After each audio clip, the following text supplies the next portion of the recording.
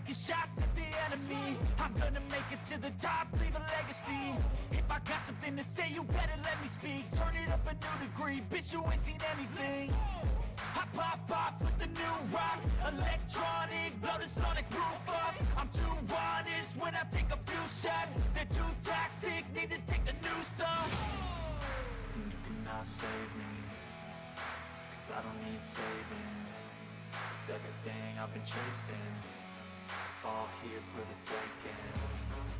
Don't wanna test your luck with me, I think I've had enough disease. I'm sick of all the bad thoughts, people who are half-nots. You were not as tough as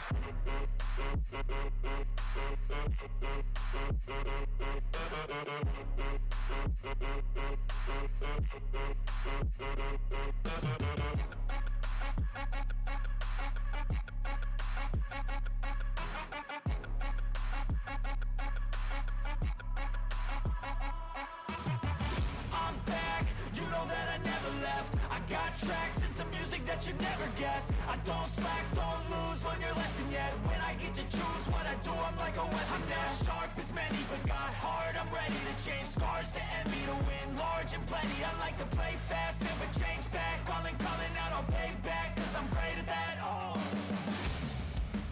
you cannot save me, 'cause I don't need saving. It's everything I've been chasing, all here for the taking. Don't wanna test your luck with me, I think I've had enough disease. I'm sick of all the bad thoughts, people who are half-nots. you were not as tough though. Don't wanna test your luck with me, I think I've had enough disease. I'm sick of all the bad thoughts, people who are half-nots, who are not as tough as me. Don't wanna test your luck with me, I think I've had enough disease. I'm sick of all the bad thoughts, people who are half-nots, who are not as tough as me.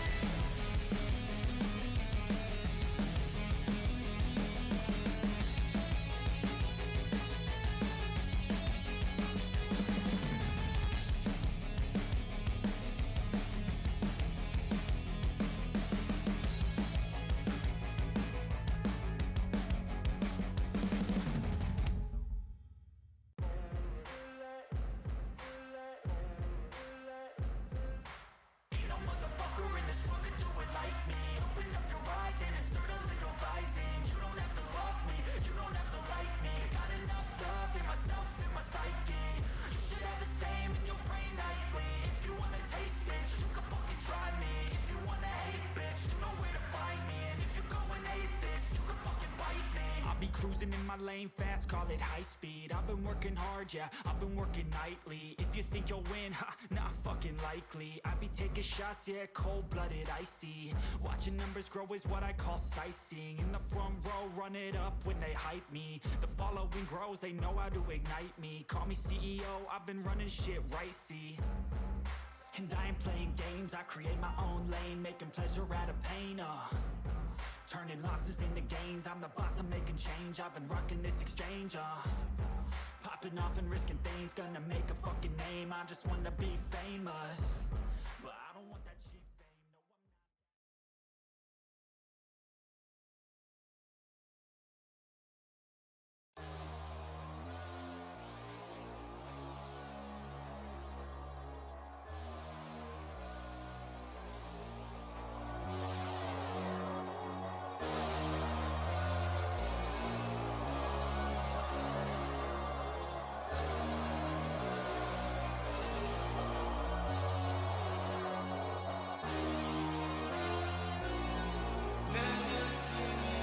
I'm not.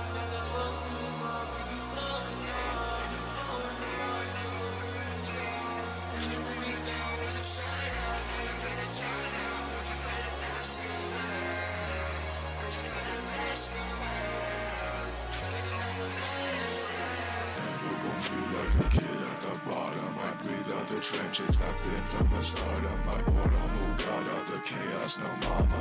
Catch me at breakfast, see angels, no karma, yeah. I don't wanna be like him and I don't wanna see like them, thank God. You know when I talk my shit, cause I'm better than a man-made bitch. Like I'm just a dummy god with a figure out that the bullets are better kill them all with insane falls. Serve with your ball with the high restart. Got him with the floods for some animals. Drink the heaven's blood like a bomb.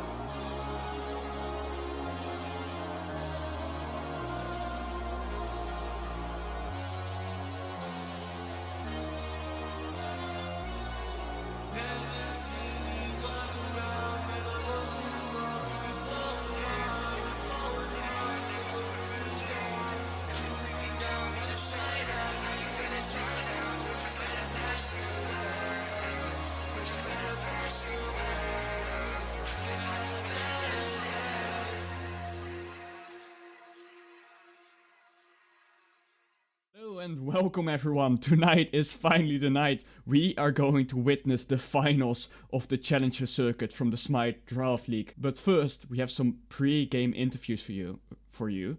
I am here right now with just Evan from the AD carry from the Tactical Feeders. That could do it, but he kills ChrisPocket on the way out! Evan finds the kill on Duck! Evan's got a double! Getting killed Day of Darkness! And he's one basic! He's gonna find it! Evan gets a triple kill! And that triple kill secures Tactical Feeder's spot in the semifinals! Howdy, thanks for having me. Yes, of course. I'm very glad to speak to you right now. And I would really like to know, how confident are you guys that you are going to win this? We're really confident. I would say we always ego check ourselves, but realistically, at the end of the day, we know how strong we perform. We know how strong we perform when we really gear up. So, well, that's good to hear. Confidence is key, of course. You guys didn't have the best start of the season, but you have been smashing it in these playoffs. So, congrats on that. But have you also seen the other team? The other team also didn't have the best start of the season. They're also smashing off in these playoffs. But have you really watched the other team? Are there any personal bans that I can expect to see from you guys? I mean, just to address the elephant in the room, Lucent being the quote unquote Yemo one trick. I've been on Lucent's team before, and I know this story of teams who just try to target ban the Yemoja. So it's really up in the air because you can either target ban it and let him get something else that he's really good on, or you can not target ban it and you just give the Yemoja.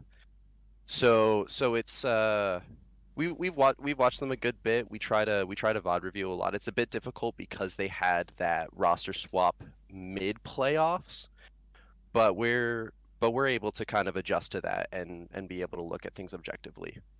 All right, that's good to hear.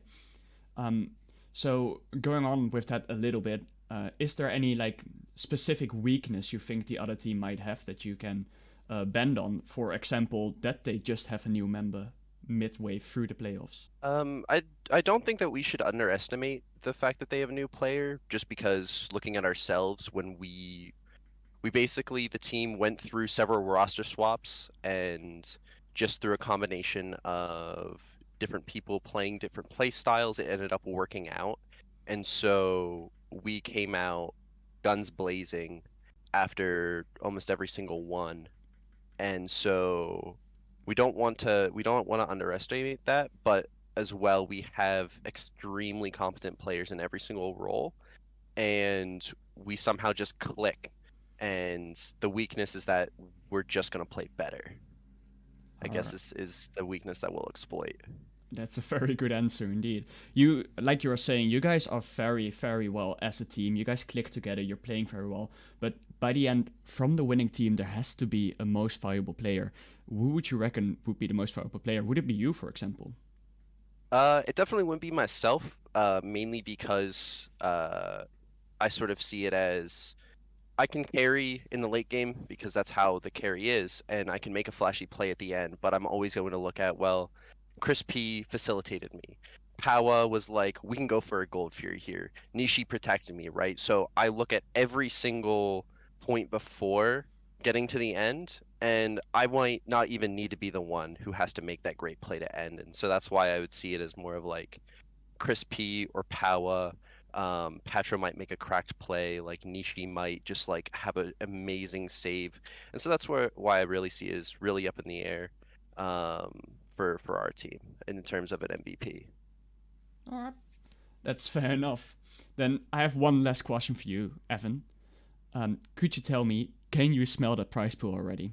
Definitely, yeah. Again, like I said, we're extremely confident in ourselves and our ability to play. We just understand how we play the game, and we understand how they play the game, and we can just really play around whatever they want to do. Well, thank you so much for having this interview with me. I wish nothing but best of luck for you in this finals. I'm very excited to be watching it. Thank you. And welcome back to even more pre-game interviews. I'm still with the tactical feeders here, and with me are Pedro and Powa. That's me. Hello. Welcome, boys. Welcome, boys. I'm gonna ask you guys around the same questions, so please tell me, how confident are you guys that you will be winning tonight? I'm super confident that we're gonna win. Yeah, 100%. I don't think we're gonna lose. I don't really see a universe where we lose. I've gazed through them all. I used the Doctor Strange powers. Never happened. Not even 1 in a million chance? Nope. Nope. I hope for you That- that won't be biting you in the ass later. So with this confidence, you guys don't seem scared at all. Are there any like personal bans for the other team, or do you just not care? I definitely like the ban iTerminatorr's Hades. I think he like runs games on that. I think Jamoja is also really good. And Yeah, That's Lucius Lucius on the other team. Yamoja. otherwise, I think we'll deal with anything they try to play. All right. So Hades, I hear Yamoja. Obviously, very meta picks, especially the Hades right now in general, and then the players that you named are also very good in it. So it's fair enough that you would name that as a personal ban.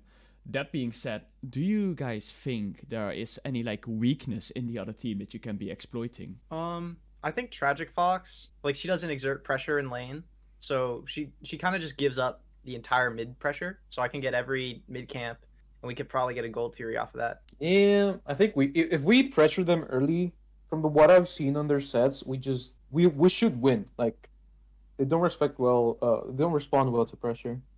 Yeah. Games we lost.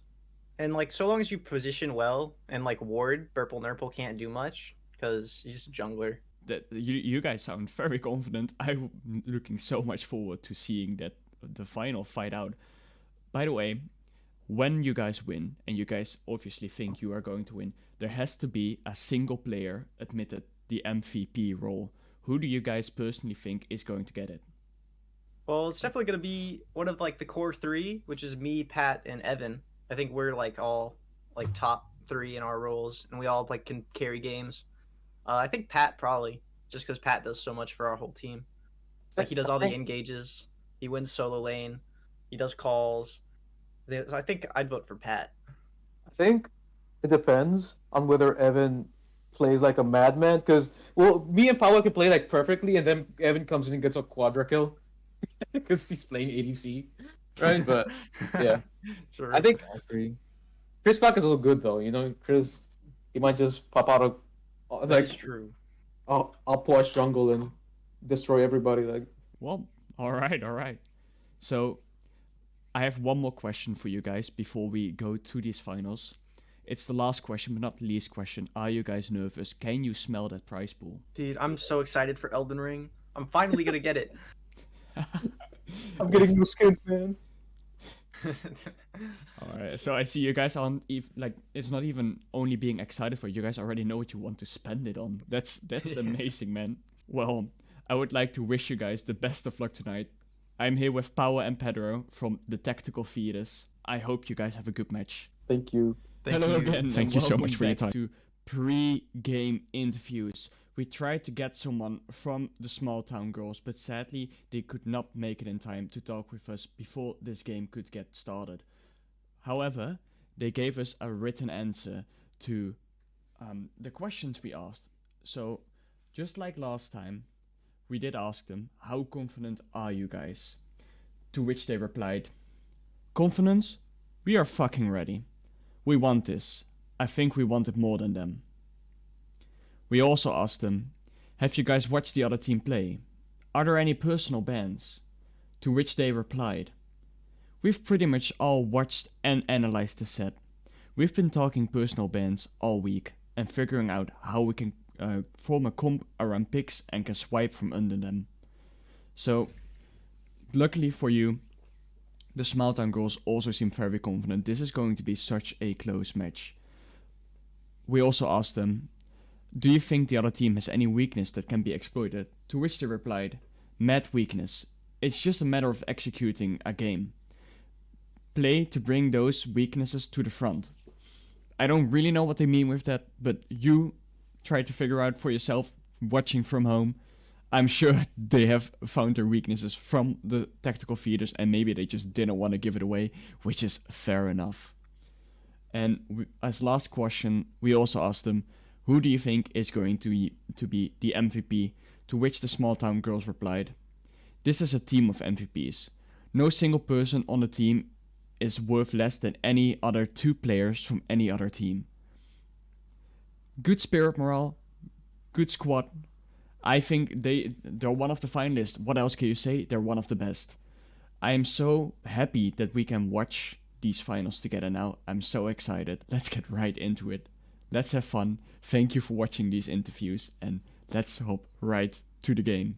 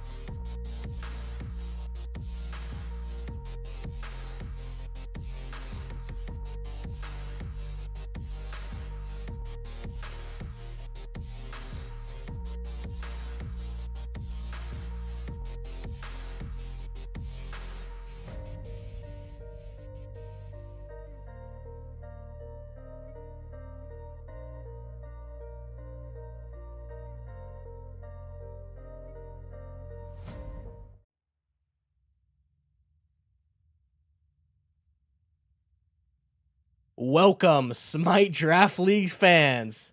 This is the set we've all been waiting for. 2 teams who grinded their way to the grand finals. We have the Small Town Girls and the Tactical Feeders duking it out in a best-of-5 set for their share of the $1,500 prize pool. I'm here with Anthony Fisher, and we're going to take you, KingFsher, and we're going to take you into this picks and bans for Game 1. How are you feeling about this, Fisher? Oh, I'm feeling great. Love the comparison to Anthony as well, who will be joining us in a bit. And yeah, I think the announcement by Steve said it best. It's really 2 Cinderella stories here. Tactical Feeder, Small Town Girls. I don't know if anyone really expected these were the 2 teams that were going to be in the finals. But they have earned it. They've looked good, unstoppable. And we heard the Tactical Feeders talking about the emoji target ban, kind of grappling with whether they wanted to do it or not. I think definitely making the right move for Game 1, and they strip it away from Lucen. How do you feel about that ban? Glad to see that the teams are doing their homework. You know, they're coming into this and they need to bring their absolute A game. This is for all the marbles. They need to be on top of everything. They need to understand the playstyles of their opponent. They need to understand how they want to play around said playstyle, what bans and picks they want to do given said playstyles. and they need to be on point with it. And if it's not working, then they're going to need to make changes. So I think very happy to see the evidence of such a thing happening in this grand finals. Yeah, I think adaptation all through the playoffs has really been one of the key things we've talked about. Teams getting behind in game 1, game 2, being able to come back from that. Definitely going to be on display tonight. And throughout the playoffs, these have been two of the teams that even in their wins, they kind of seem like they're not really behind, but they're a lot closer wins. It wasn't like the Harbingers we saw in round 1 and all season, kind of running away with things. These teams have had to battle it out. It's going to be a first locking Cupid, and I like taking that away from Evan. It's one of his comfort picks. On the flip side, you're going into an Ishtar, and that really isn't a good matchup for any ADC, especially one without the CC immunity like that Cupid. Yeah, it's just so hard to try to fight into that Ishtar in any stage of the game. Just such good early wave clear leading to early pressure. Really good team fight ultimate. Really strong objective burn. It's just such a solid pick. Not surprised we saw it in any of the first bans given the top 2 bans.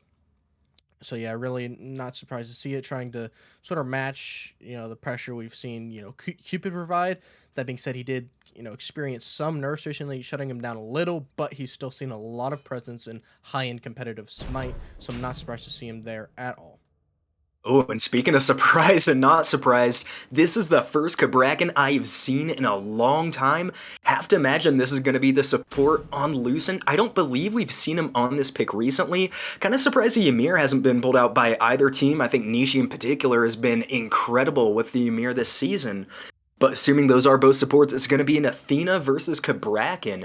And one other pick I think that's been getting a lot more attention this playoffs has been the Scylla coming into it. It was kind of one of those gods where we didn't know why it wasn't being banned a whole lot. We were surprised it wasn't being picked more, and now at the end, kind of finally starting to pick up steam is TragicFox going to take it into the mid lane, straying away from the Yu Huang for the first time in a few weeks, I think.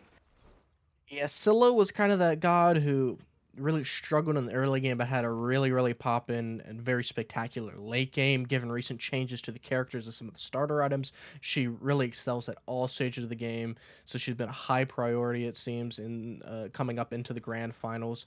So I'm not surprised we see a Scylla here. On the flip side, we see a jungle who has just dominated high-end competitive Smite for the better end of 3 or more years. Daji, just so much potential coming out of that character with the POWAAAAHHHH, being able to strip multiple beads, almost always guaranteeing a kill if they don't have beads or some form of CC immunity. So really not surprised to see that one getting picked up here in the grand finals. Yeah, and I really like the space they lock it in at. 2 of those 3 picks don't have CC immunity, so ChrisPocket definitely going to find a lot of beads. And I like him on a pick like the Daji because I think he's one of those junglers where we really see him in more kind of as an initiator type role. It's not like on the other side, BurpleNurple, who just likes to get into backlines really quick, do all the damage themselves. Chris plays around the team a lot more than some other junglers. So I think that playstyle definitely coming in handy. It's going to be a Lancelot and Ymir ban from Tactical Feeders, so maybe they think Cabrakan is going over to iTerminatorr. I'd definitely be scared of that. Terminator has looked like one of, if not one of the best solo laners in this league, and I think a lot of the games that Small Town Girls have won in these playoffs have come on the back of his really great performances, specifically on Thor, who's already taken away, so really curious what they're going to go with in the solo lane.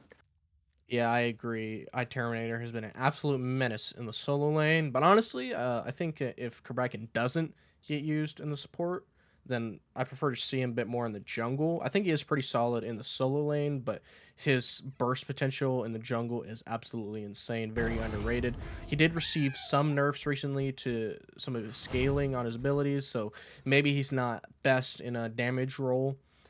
Given that, but I still think he does have a lot of potential. Maybe that's what they're fearing. That's why they're banning out the Ymir, just given how much of a high pressure pick the Ymir is. Yeah, definitely a good ban all around, and one pick that really surprises me, we're going to see the Shiva. Obviously going to be picked up by Patroclez there with their support and their jungler already locked down. Doesn't really strike me as one of his typical picks. I mean, we see him pop off on the Hades, pop off on the Kukulin, the solo laners that really like to get deep into enemy lines. They kind of thrive when they're on their own. They create so much space. It's going to be interesting. Shiva, without any big leaps, teleports, anything like that, just has the one dash. So it's going to be pretty interesting to see if he's still able to find that impact. And on the other side, another pick that's really seeming to pick up a lot of popularity. I think Akamaru specifically has been running this pick a lot in playoffs until he got knocked out last week. The Hun bots, what do you like about that jungler? I mean, what's there not to say? Just Fear No Evil is ultimate, just such huge team fight impact. If you get a Fear No Evil, you're absolutely guaranteed to strip some beads, and if you're not stripping beads, you're guaranteeing a pick. It's huge disruption, great initiation, just an all-around very well-rounded team fight god, and I think that's the reason we see him like rising in the popularity in these, highly competitive, five-man calming, highly oriented styles of play, because he just has so much power if used as effectively as he can be. Yeah, definitely can. The good Hun bots can absolutely run games. And this time, the Cocolan is going to be picked up by Terminator on the other side of Patroclez, so definitely going to have his work cut out for him against one of the best Cocolans in the league. But that's going to do it for our team, so we won't waste any more time on desk. We will see you back in game for match number 1.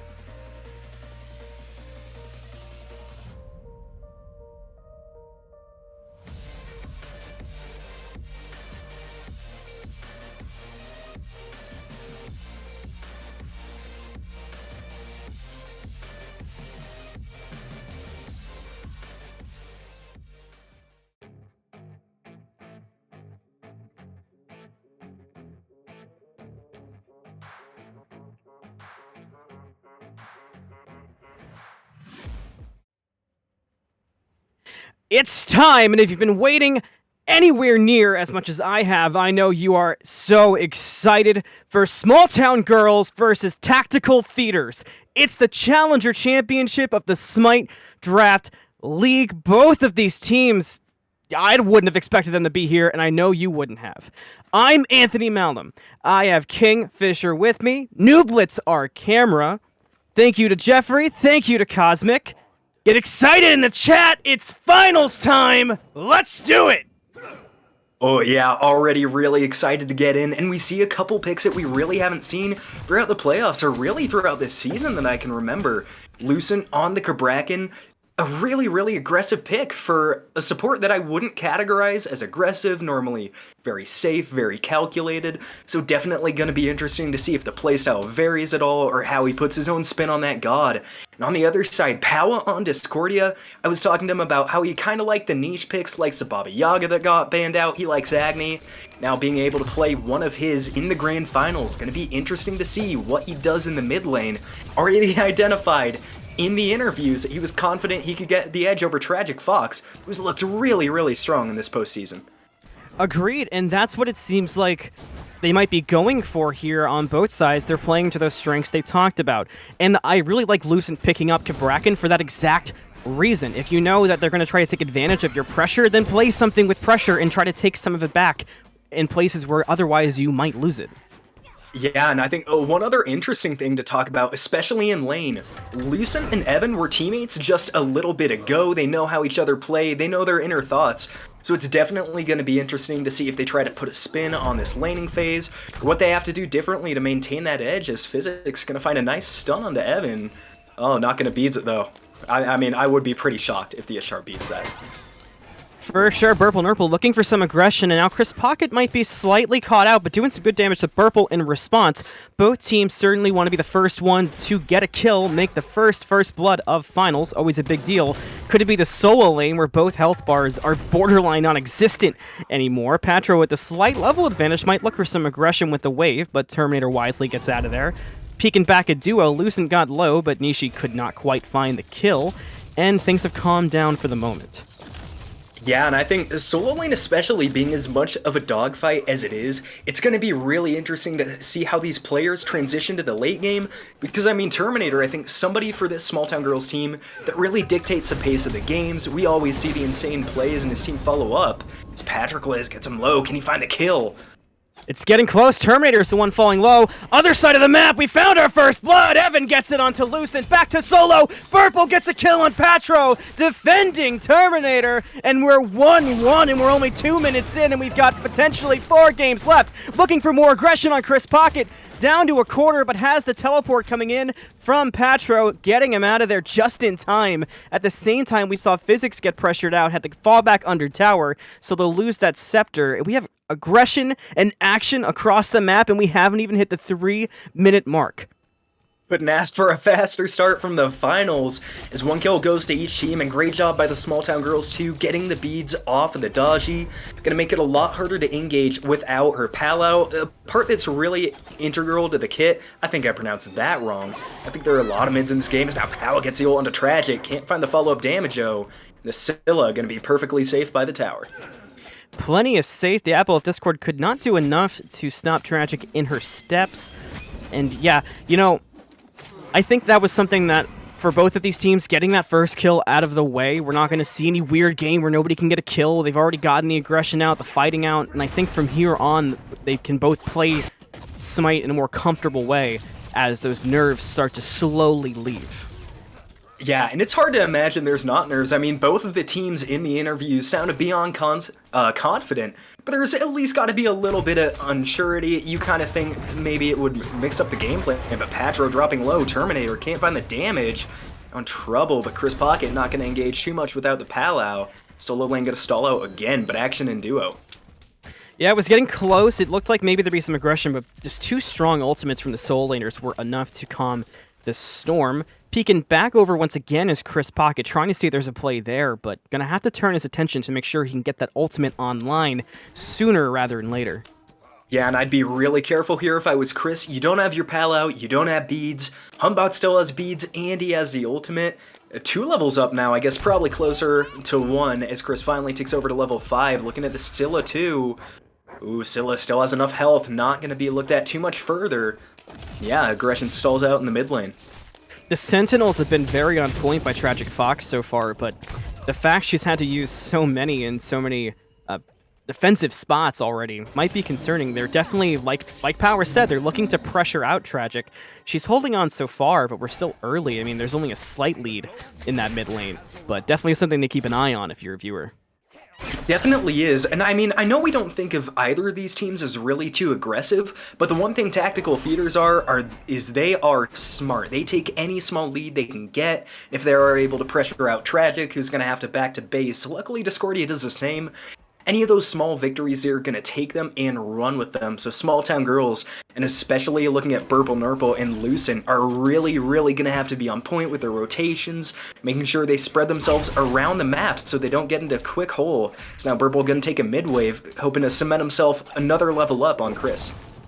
We did see a blue buff invade go successfully the way of Small Town Girls, so Patro, without the blue buff in Soul Lane, never anybody's favorite thing to do, certainly. But other than that, we've seen a surprising lack of invades. There really hasn't been too much aggression nor ganks across the map. We've seen a couple attempts in mid, a couple in solo, but compared to what we're used to seeing, things have been incredibly passive. Yeah, I think all the Challenger in particular has played pretty aggressively this whole season, even more so in some cases in playoffs. I think Tactical Feeders, a game came to mind where they rush it down and ended at like 22, 23 minutes. Something we're not used to seeing is now Physics tries to get aggressive. Evan has to ult, gets a stun.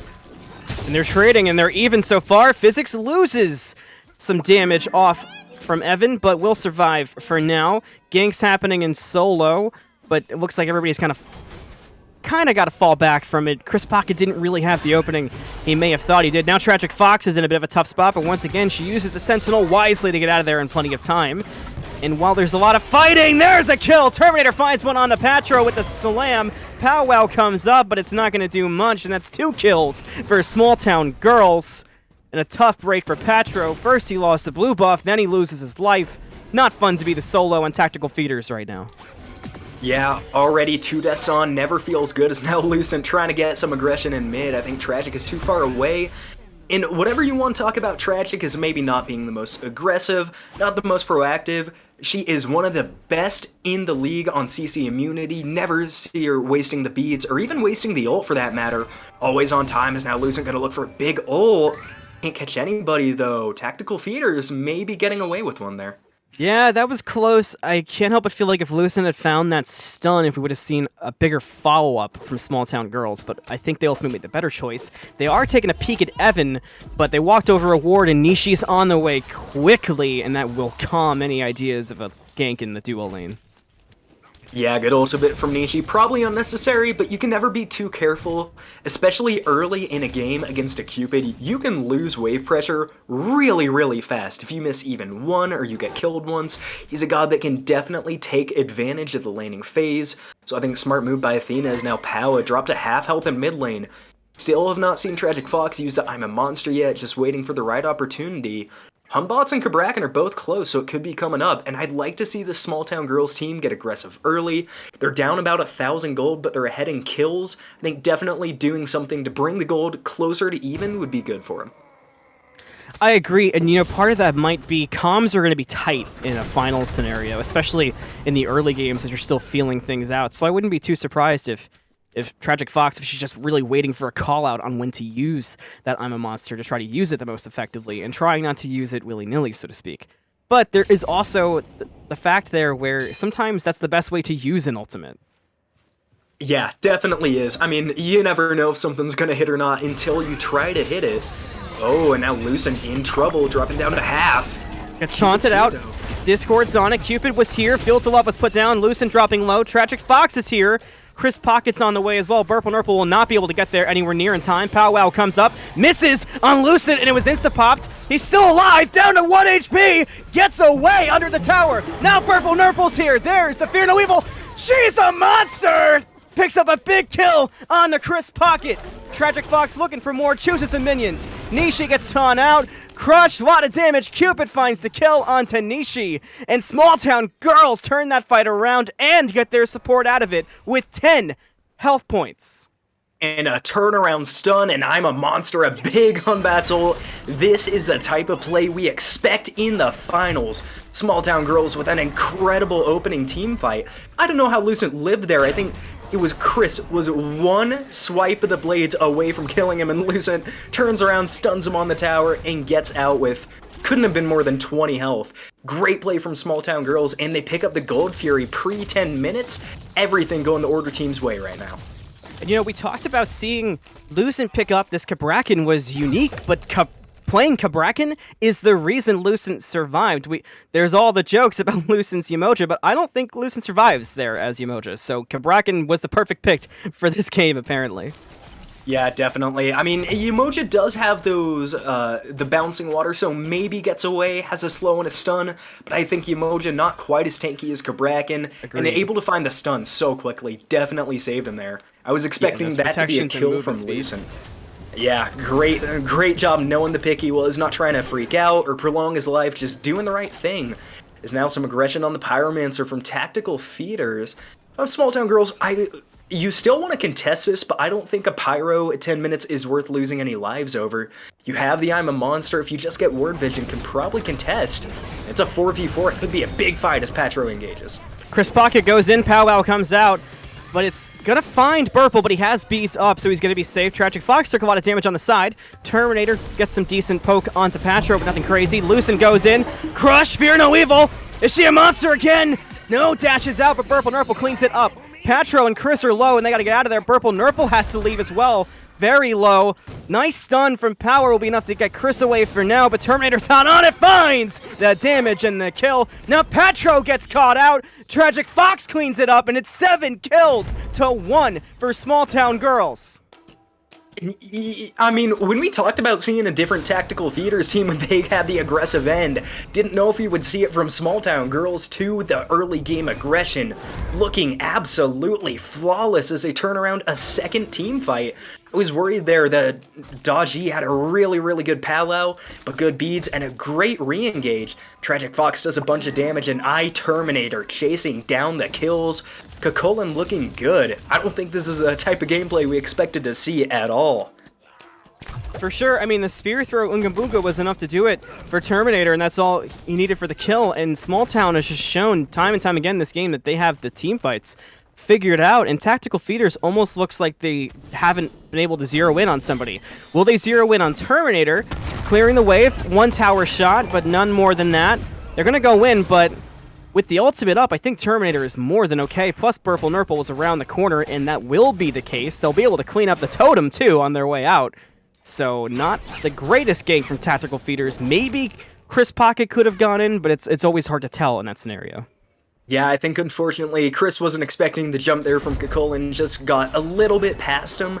I think still I wouldn't count Tactical Feeders out of this game. Granted, it doesn't look good in this early game, but we've seen this team time and time again come back from admittedly kinda bad early games and just steamroll late game. Especially, I think, having a pretty even duo lane between Nishi and Evan, two of the standouts from this squad that can really run the game late if they're given the opportunity. We heard in the interviews just how much they can do, so definitely not out of the woods yet, as TragicFox slowly climbing the damage charts, was the lowest in the game, what was it, 4-5 minutes ago, and now sitting around mid-pack. And you know, I feel like that those damage numbers are going to come from what we talked about. She may be waiting for comms to use abilities, and so far it's proven to be effective. They are aggressing onto Evan. Nishi does have ultimate, so they got to be prepared for that. They won't fully commit as ChrisPocket was around the corner, and Evan will be safe in duo for the time being. Yeah, unfortunate. I think if Physics had the Heart Bomb stun there, didn't have the stun online yet, it definitely would have been the engage with Lucent's ult. I mean, Ishar is not getting out of those Cabrakan walls, doesn't have the Phantom Chill online yet from Nishi, so definitely could have been a chance. Is now Tragic. Drops really low, she's gonna have to back, and that could be trouble with Oni Fury coming up. I guess it's longer than I thought, still about a minute on the Oni Fury spawn, and you're gonna want your Scylla there for that. We've talked many times about how good a secure I'm a Monster is, so I think TragicFox playing safe and definitely keeping alive in these fights is gonna serve him really well in the long run. Yeah, and I think that's gonna be imperative to it, because Discordia can do absolutely ridiculous amounts of damage, but in terms of the value the ultimate brings, Scylla is borderline unmatched. ChrisPocket looking for a gank on Physics, who is aggressing for the 1v1. Might find that. Here comes Nishi, too. Physics is probably going to die here, down to 10 HP. He falls to EvinLeeKid. Second kill picked up for Tactical Feeders. Yeah, I mean, I would sometimes call that overkill using all those ults, but with the Oni Fury spawning and Terminator in the left lane, I think definitely doing the right thing there, getting Physics off the board for 30 seconds too, so as soon as Patroclez is able to TP in, gonna come to the tier 2 tower in duo, they have a 5v4 for probably 30 seconds before Cupid gets back. They have a chance at this Oni Fury. They need to play safe, though. Terminator has found massive value already, and if he does so this fight, too, it will not be good for tactical feeders. For sure, I'm kind of surprised we aren't seeing more push for the objective after getting that kill like you talked about, but things are kind of, oddly so, calming down.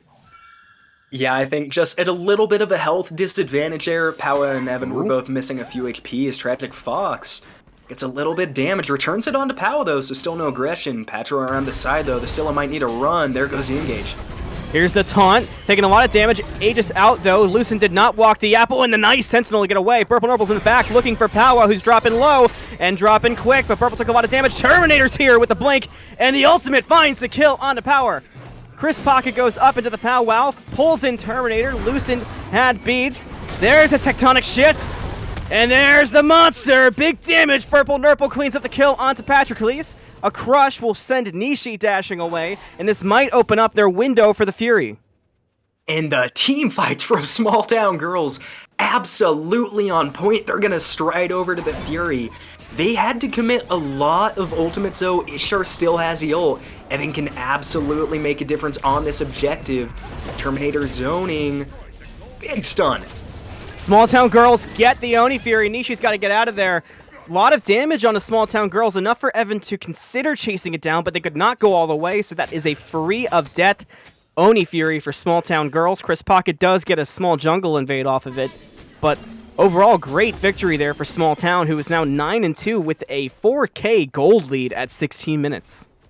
Yeah, great fight from the Small Town Girls, although I don't think I've ever seen an ADC have less fear walking down a 1v5 after they lose an objective. Kind of surprised they didn't turn on the Ishtar. Nishi was such low health, but definitely still playing it safe, not wanting to overcommit. I think they could have taken the fight there, but I do like seeing the discipline, just gonna regroup. Now they're gonna be able to take the Pyro because of it. Discordia has the ult up, so this fight is going to be a lot closer than Gold Fury if tactical feeders decide to show up. Right now it's only the Shiva.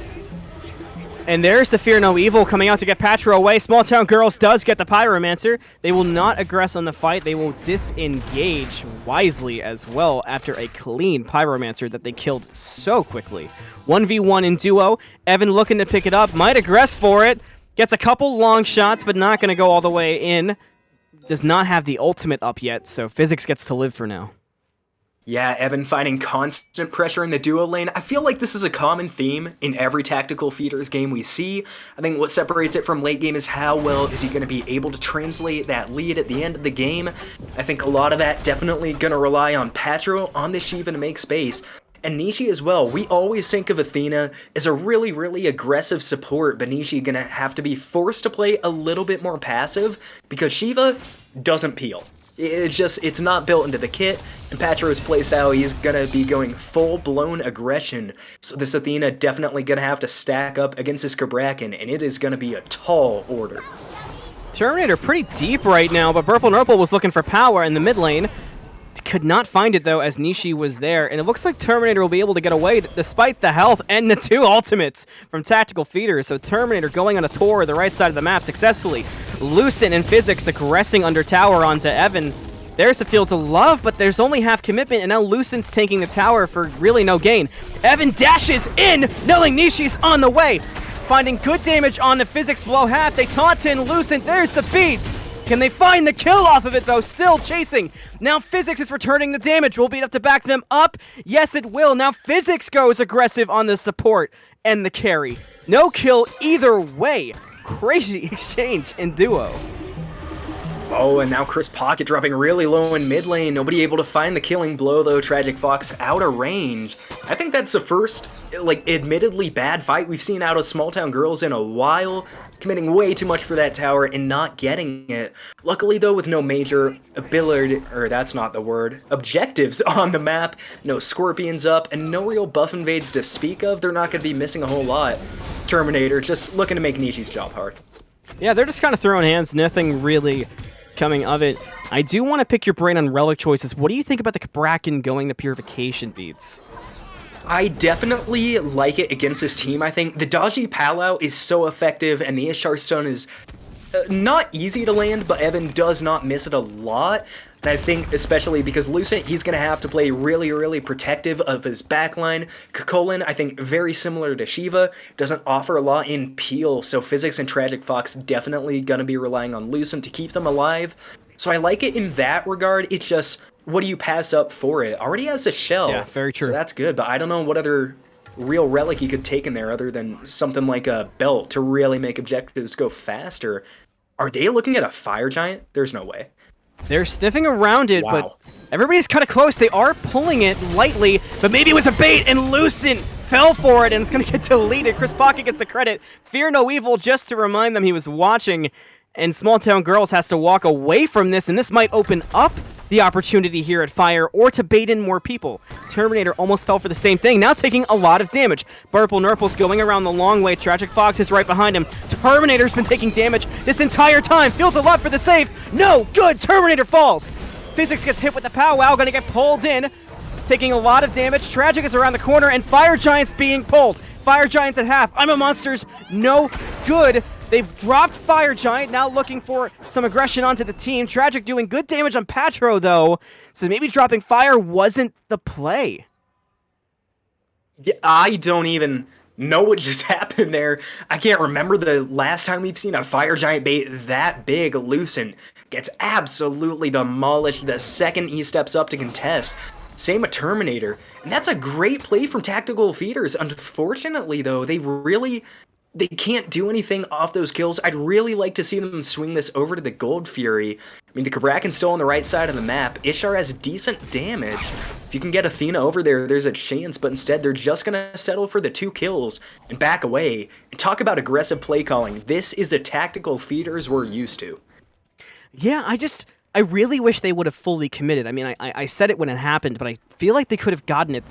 There's a chance that they could have lost somebody to it had they not tanked it perfectly, and now it's getting looked at from Small Town Girls right in front of Tactical Feeders. I don't know about this. This has to be a bait. There's no way they're going to commit with this type of start, but there are a couple people in mid. Tectonic Shift already out. ChrisPocket goes on a BurpleNurple. Fear no evil to separate them away. Fire Giant down below half, and now they drop it and look for the fight. Apple of Discord hit TragicFox. A lot of damage there, so now the Scylla's borderline out of the fight. Everybody's aggressing onto Terminator and doing a lot of damage. Terminator's now stuck. Has the dash away, Fields of Love to try to help him out, but he's taking so much damage. Now the powwow hits, and somebody help Terminator. He gets every ult in the game, plus some in the next game, and now Tactical Feeders will look to pull the Fire Giant. And I mean, a questionable fight by the Small Town Girls. I don't know why they started the Fire Giant. Maybe hoping for a little bit of magic. Scylla had to back to base. They don't have the I'm a Monster to secure it. This has to dash away, and this time Powa keeping it up. Definitely the right move. Physics dies. Nishi's gonna die. Burple's in here and doing damage, but they let go of Fire Giant again. It's at half health, and now Tactical Feeders is losing health, and Burple's here with a full health Scylla. Yeah, and if I'm these teams, both of them, I'm backing to base. I'm not gonna move for 10 seconds. I think they need a reset. I mean, the Small Town Girls one was questionable to start. Maybe they were looking for a bait in as well. But Tactical Feeders just got a kill and dropped it. Again, the second Fire Giant they could have taken. I think normally I'm one of the big sticklers for if you take Fire Giant, you have to get towers with that buff. But I think on the flip side, Tactical Feeders, just getting that Fire Giant would have really helped them to close up this gold gap. Even if you don't get pressure on the map, I definitely don't like dropping that, but luckily, they keep most of their ults, and their relics are on pretty short timers, so they can get aggressive again. But both teams need to take a breather for a minute. Yeah, I almost have to wonder if they kind of got in their own heads there, and they were all trying to just really force something to happen. Because, I mean, the commits were a tough call, but they were there. It was absolutely possible. And it looks like they're going to go right back to Fire and do the dance again, as Lucent and Nishi are kind of throwing hands. I mean, Physics is off in duo. Wisely could potentially split off of this. And if we see them drop Fire again, that could be a deep push. Pyro down a quarter. Patro's getting aggressed on. Tactical will get the Pyro clean and free. Tragic has got to get out of there. Now Lucent almost half health and kind of bringing everybody with him to BurpleNurple. Fear no evil, though they walked right into it, hits 4 people. POWAAAAHHHH hits Burple, but had the beads back up, but Lucent is stuck and Lucent is dead. I'm a Monster, only finds Nishi. Crush finds 2, but not a lot of damage. But Physics is back and does a lot of damage, but Burple is instantly killed. Terminator dies. Evan's got a double kill. And Tactical Faders, though low, will look to regroup and potentially we'll see if they pull the Fire Giant for the 3rd time or look for more fighting with the 2 remaining members. And the amount of fighting this game is insane. I don't know what the engage call was there. Small Town Girls almost able to turn that one around and get a few picks, but Tactical Feeders again coming out on top. And now I see why Lucent got beads. The target has been him every fight. Small Town Girls, they need to change their strategy. They're sending Lucent up alone to contest these and look for him. You need to be sending someone with him or somebody like Terminator that has a bit better escape. And now the Fire Giant being looked at again by Tactical Feeders. And they know where the carries are too, and Lucent is far away. Fire Giant's down to half. 26 minutes hits. Lucent getting close, but ChrisPocket and Patro walking off. Fire Giant down to 10. Will they trap it again? No, they won't. It's secured. First Fire Giant of the finals goes to Tactical Feeders. Now they look for Terminator. Good taunt. Tectonic Shift, though, is gorgeous to separate them away after the taunt, and Lucent just saved Terminator. And what a wall by the Cabrakan. Say what you want about the last couple teamfights and getting caught out early. Absolutely saves Terminator there. That's going to be a big one. And now Tactical Feeders, they've gotten to the point where their ADC is coming online. Now, instead of just evening the gold, they can take towers with this buff. Small Town Girls still spread out. This tier 2 should fall. No problem. This is a questionable defense. It's working, though. It's working so far. 4-man knockout. Feels the love. 4-man taunt on Nishi, but no follow-up. Physics hits a kill onto Nishi. POWAAAAHHH went up. Evan finds Physics. Evan finds Lucent. It's a double kill. Patro falling low to the tower, heading out of there. No, Evan's taking it. ChrisPocket killed TragicFox. 2 left for Small Town, and they're too low to defend. But 1 member was dropped, and the health bars are low for the tier 2. But it's hard not to feel like that was a victory for Small Town Girls. Yeah, definitely was. I mean, they lost out on trades, but they're forcing Tactical Feeders back a long way. Very long way. Yeah, I mean, Shiva has a teleport. I guess they're just going to shift their approach to go down mid lane. I think Shiva could have TP'd back in and kept pushing it down right, but they're going to get the mid tier 1. It looks like the call is going to be left tier 1 as well, and I do kind of like this. I mean, the next Fire Giant that's going to be up, it's going to be around 31 minutes, and the enhanced Fire Giant, if you have the tier 1 towers off the map, as far as I'm concerned, you're in a great spot. The tier 2 towers mount like butter 30 minutes in. So definitely not a bad look for the Feeders. I would definitely try to get some wave pressure here, especially over in left. The more you can do there, the easier this Fire Giant fight is going to be in right. There's been so much action in this game that we have not discussed builds a single time. So why don't you take us through them pretty quickly? And it is truly a crime. You know, we love discussing builds here. And so far, I don't think we really see anything too far out of the ordinary. I guess the ulterior axe here for Shiva, gonna be providing some CC immunity to teammates, always a nice thing. And on the flip side, the Karen's coin, it's not an item we see often from mid laners, but I think TragicFox in particular really likes this item, and building into the Obshard too, gonna have a massive amount of magical penetration. That's gonna come up really, really good against Patro especially. He's built pretty heavy into magic defense. That Shiva gonna get slightly less tanky every single minute this goes on. Now there's a tier 2 tower and left of it going for the tier 2. Good getaway by TragicFox. Barely out of reach of the POWAAAAHHH. She got caught out, but she is safe for now. Nishi dashes in. Lucent almost brought the apple to Tragic. And now Terminator teleports in. There's the Fields of Love. Tower's still up. A Monster comes out. Who's it looking for? Patro's in deep, looking for Tragic. She might have stepped too far. She does. Patro kills TragicFox. BurpleNurple taking a lot of damage. Terminator is stuck in the midst of things, and Evan has his 8th kill. And now the remaining members have to just fall back to Phoenix. Another risky tier 2 tower defense, and this one did not pay off for Small Town Girls. It's not going to pay off for Lucent dropping low. POWAAAAHHH should find the kill. Indeed, he does. Physics dropping low too. BurpleNurple trying to re-engage. Looking for ChrisPocket. Can't find it. Are they going for Titan? They might consider it. They have a lot of aggression. Physics is dropping low. Huge double kill. Evan is divine. Power's got a double. And at the beginning of the game, it looked like they had no shot. But now Tactical Feeders is slamming down the Titan, and they're gonna take game number 1. I never could have predicted that end before the 20-minute mark. What a turnaround from Tactical Feeders. Absolutely making small town girls play into their hands there in the jungle, in lanes, and in those final team fights. I think Patro in particular showing why one of the most underrated solos in the league, 1v3ing behind a tier 2 tower, gets a kill, gets away alive, and allows his team to pick up the other 2. Great final fight from the Shiva, and Tactical Feeders just run it down, 9-0 from Evan. That was out of this world. Evan really showed up that game for Tactical Feeders. I mean, at the end, it was definitely a group effort, but Evan just did so much damage. They could not contest. And I think that whole end really started by TragicFox just taking that one step too far at the tier 2 tower. I understand she didn't die right away, but she got herself low enough that Patro was able to get right in there, kill her off, and it kind of threw the whole fight off for small town girls. And really, Tactical Feeders was able to take that advantage and then take out the rest of the team and just run it down to Titan. They didn't even have a second thought. It was very reminiscent of something we would have seen earlier in the season. Yeah, and I think definitely illustrates our points about how they'll just take the tiniest lead in the world and make an absolute mountain out of it. They really do. They end that game in perfect timing. I think the further it goes, the more we've seen small town girls coming back from longer and longer games where they look more and more out of the lead. I think definitely smart by the Tactical Feeders to end that one when they could. The second aggressive end call we've seen come out of them in these playoffs, and a beautiful one to end game 1. Absolutely, and with that, we're going to leave you at game number 1. We've got so many games to go through, so go and take your pedal break, get your drinks, get your snacks, and we'll be back with game number 2 here soon.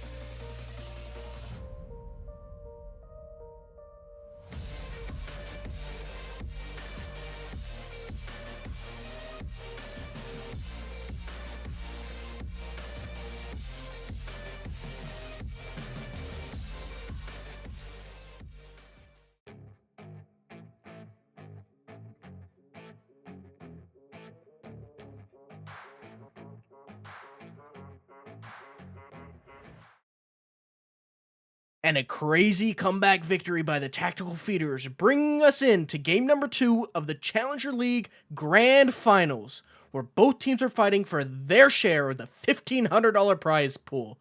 I'm Cosmic Warrior. Join with me, KingFsher, ready to take you through the picks and bans of game number 2. FsHer, Yeah. I mean, what a game, what a spectacle that we saw last game. What changes are you expecting to see coming in picks and bans wise into game number 2? I mean, I think for both teams, there needs to be a mental change around the mid-game mark. Granted, it worked out for Tactical Theaters. That middle 10 minutes was an absolute mess by both teams. I mean, granted, Tactical Theaters came out of it looking good. They finally did get the Fire Giant after a couple questionable drops. They got kills, and ultimately, it let them win the game. But on the flip side, Small Town Girls were looking amazing up until that point. I think they really got into their own heads there, and maybe took themselves out of that game a little bit. But I think coming back, we've seen Small Town Girls are one of the mentally toughest teams in this league. We've seen them down in big sets before. They're no strangers to it. I definitely think they're going to be able to make the changes they need to and come back to take game 2. Yeah, I agree. It might be a bit of a mental break trying to, just being in that spot where they're in such a good position and ultimately end up losing the game. But I think this is no set where you want your mental to really be standing in the way. I think they need to, brush it off, get ready to go into game 2. It's unfortunate, but, just go next, try to come back. I think the biggest issue that we saw was just not shutting down EvinLee enough. Like, they had such a lead, but despite during that, Evan had 0 deaths. Even when it was like 7-2, those 2 kills were on Evan. So they need to do more playing around the duo side of the map, perhaps picking a duel lane with a little bit more pressure. That being said, I think Cabrak and Cupid is generally a high pressure duel lane. Maybe they want to focus more towards Ymir, something that's super valuable. Despite receiving some recent nerfs to the scaling on the wall, I think it would still be a solid choice. But something needs to be done. Otherwise, we might see just a repeat where the Tactical Feeders just run away from this game despite how in control it seemed like they were in the early leading into the mid game. Yeah, definitely. And I really think that one of the things they need to change is those team fights. After we got to those Fire Giants, I mean, up until then, we've talked about it. Small Town Girls were ahead. They were picking the fights. They were doing great in the turnarounds. After that, they did not start one fight out as a whole team that I saw. It was always somebody getting caught out, being picked early. Definitely need to change that, start playing as a team. And they might need to rethink their picks and ban strategies a little bit. They ban out the Thor that Terminator is always so good on, and they give Evan the Rama and Patro the Guan Yu. It looks like trouble. Yeah, absolutely. But as you're saying, like, I think the biggest change they need to make is positioning wise, perhaps communicating where they know where each member is, perhaps warding in order to understand where they are, understand that maybe this position is bad, that they can easily get caught out. And just little things like that in these high level competitive gameplay matters so much because just one death leading you to take a 4v5 ends up, someone taking FG, taking EFG, leading to a Phoenix, ultimately leading to the end of the game. So they just need to improve on all of these little things, and then they're going to have a much better shot at, translating that early gold lead, that early kill pressure into ultimately winning the game. Yeah, and I think you said it perfectly. It's the little things. It's like when you slip on a patch of ice, right? One tiny misstep and you just can't regain your balance. And sometimes you can, and sometimes you just fall down. And unfortunately, they fell down in game 1. But I think, like you said, they can definitely fix it going into game 2. They got a lot of positives to work off of. Their early game was so strong. They had really good pressure on the objectives early. Unfortunately, one small fight just turned into an avalanche for them, and they couldn't quite stop it. But now, it's a really different looking team from Tactical Feeders. They got a solo laner that can engage a lot more. I think Patro on the Shiva was more relegated to just kind of zoning outside of that last fight, which he looked tremendous on. Normally used to seeing him a lot more aggressive. Still played well, but this Guan Yu able to get into the backline so easily. And with the Lancelot jungle too, this is high pressure. Yeah, I agree. I felt like the Shiva was one of their biggest downfalls. It wasn't really doing much to contest pressure that the Terminator made up until the very end. So I'm glad to see that they're changing that up, even though despite the fact that they got the win, they're realizing, we can definitely improve in some ways. We can improve in the comps, we can improve in the gameplay, and I'm glad to see that coming out. In response, so we see iTerminatorr pulling out the Achilles, a god we've seen him perform very well on. A matchup I really like in Guan Yu, being able to stun out his Taolao Assault, doing his primary wave clear, finishing up with the Ymir, one I was calling for. So yeah, we're gonna see how the Tactical Feeders and the Small Town Girls take us into game number 2, casted by Anthony and KingFsher.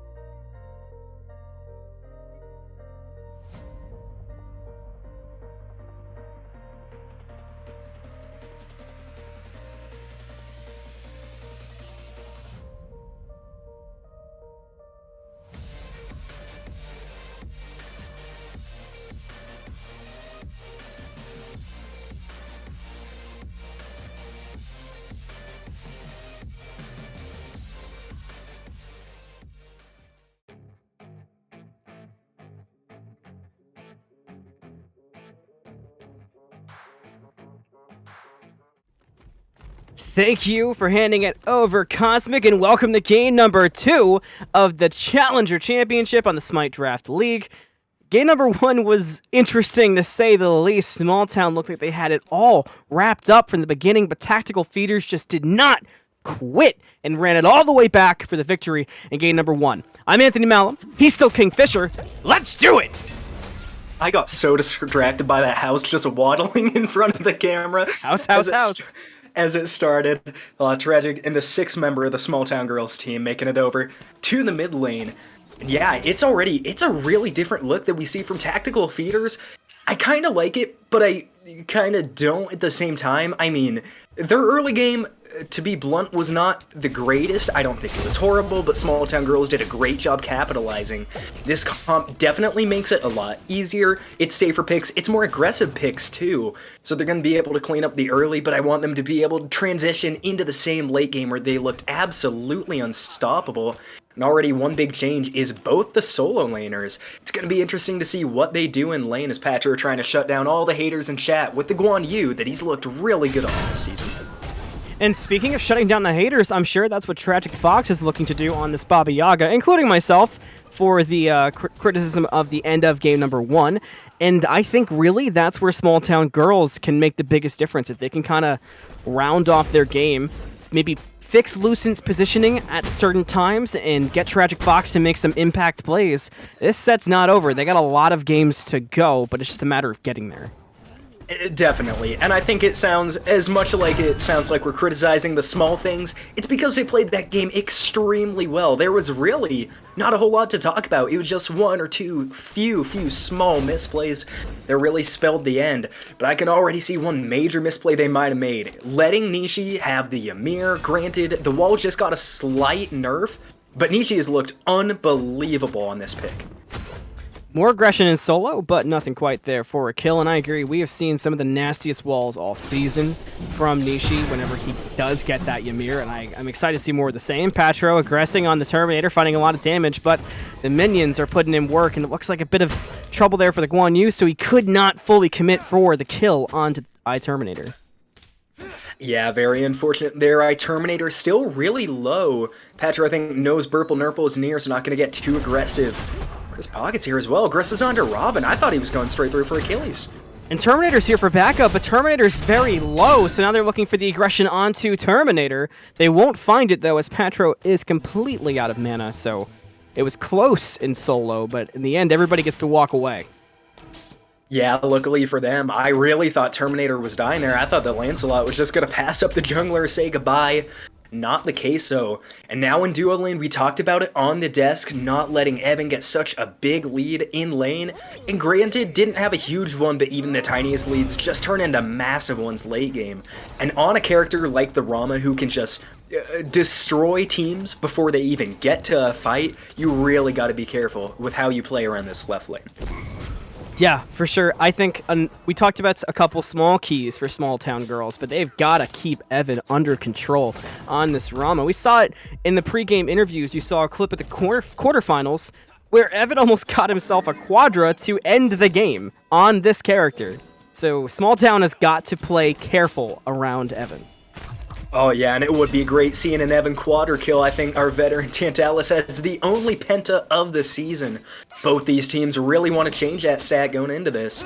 Now even more sparring from the solo lane. Terminator, though, is getting close to level 5, and that's where Patro is going to have to be really careful playing around lane. I mean, his ultimate just gets completely immune by Terminators. And it's hard playing against an Achilles, even when you're ahead, just because you know if you get too low health, you're just dead, and there's nothing you can do about it. Yeah, for sure. And, you know, I gotta say, shout out to one small thing. Nobody has built their starter in the second slot so far. Oh, and you love to see it. I think it was only... who was it? It was Destroyer and Akamaru were the only two that did it. To my sanity, intact for the time being. As now, it's a lot more even over this game. Last game by 3 minutes, we already saw a lot of aggressive fights. It was 1 kill apiece. Small Town Girls slowing it down, and same with Tactical Feeders. I think that's one good thing about this team. Normally, after a big win like that, you can see people get over-aggressive. Maybe not be the most critically thinking. It's really important you stay calm, you stick to your game plan, and they're doing it beautifully here. Definitely, though, they want to have a stronger early game, and I'm expecting we see a lot more ganks to make that happen, as here comes Purple. Terminator has the ult. Can they get Patro low enough? There's the caster's curse from KingFsher. Here's the gank he was talking about in execute range, but he dashes out of it, and Terminator cannot find the first blood. And now the aggression turns to Terminator. ChrisPocket, though, does not have the full support of Patro due to his health bar. So again, everybody can walk away, and I'm shocked that Terminator missed that execute. He has been on point with them all year. The dash made it very difficult, in fairness, but a tough break for Terminator. Yeah, really good juke by Patro. It's always it's harder to juke Achilles ult than you expect, just because if you wait too long to do it, you just might end up going straight into the lance. Didn't have the ultimate either, so Patro, really good job there, making sure he doesn't get picked off for the first blood. It's already hard to lane against Achilles, especially if you get first blooded and they get that bounty. Getting the extra gold can never be fun. I think he is building straight into Breastplate of Valor, so this Achilles is going to have a little bit more damage with that Glad Shield. Neither went Bluestone, though, so it's going to be an interesting laning phase. But speaking of that, we see the mids kind of flip-flop here. I think I was talking about in Game 1 how Powa really liked the Baba Yaga, favorite pick of his, and Tragic looked really good on the Scylla. Now we're going to see what they can do in the other team's hands. Yeah, and Power has had a nasty run on the Scylla in the playoffs so far, so that's something to look out for. What wasn't particularly strong was his I'm a Monsters. They were pretty much solely saved for objectives, and we saw them be early a few times, but his Sickums and his crushes, though arguably one of the easier abilities, doesn't matter when they kill you. We're on point every single time, especially late. We were constantly seeing 3 to 4 man Sickums and Crush combos. Not to mention his positioning was good. So that could be a big strength for Tactical Feeders if Power can stay in it later into the game. Yeah, and it'll definitely be interesting to watch, especially on a god that's as impactful as Scylla. I know we talk a lot about Evan impacting these games, really driving the late game fights. Powa definitely going to have the opportunity to do that on this pick. And looking at builds, it's one thing that she's been doing all season. TragicFox picks up the Divine Ruin second item. No healing on Scylla or lifesteal in the kit yet, but maybe just being preemptive, and that flap pen feels good. Powa into the ult lands nothing. And under tower, Lucent finds the kill, make it first blood for the support of Small Town and the ultimate to get away to duo lane. And underneath the tower, Power falls despite the I'm a Monster and the support from ChrisPocket and Nishi.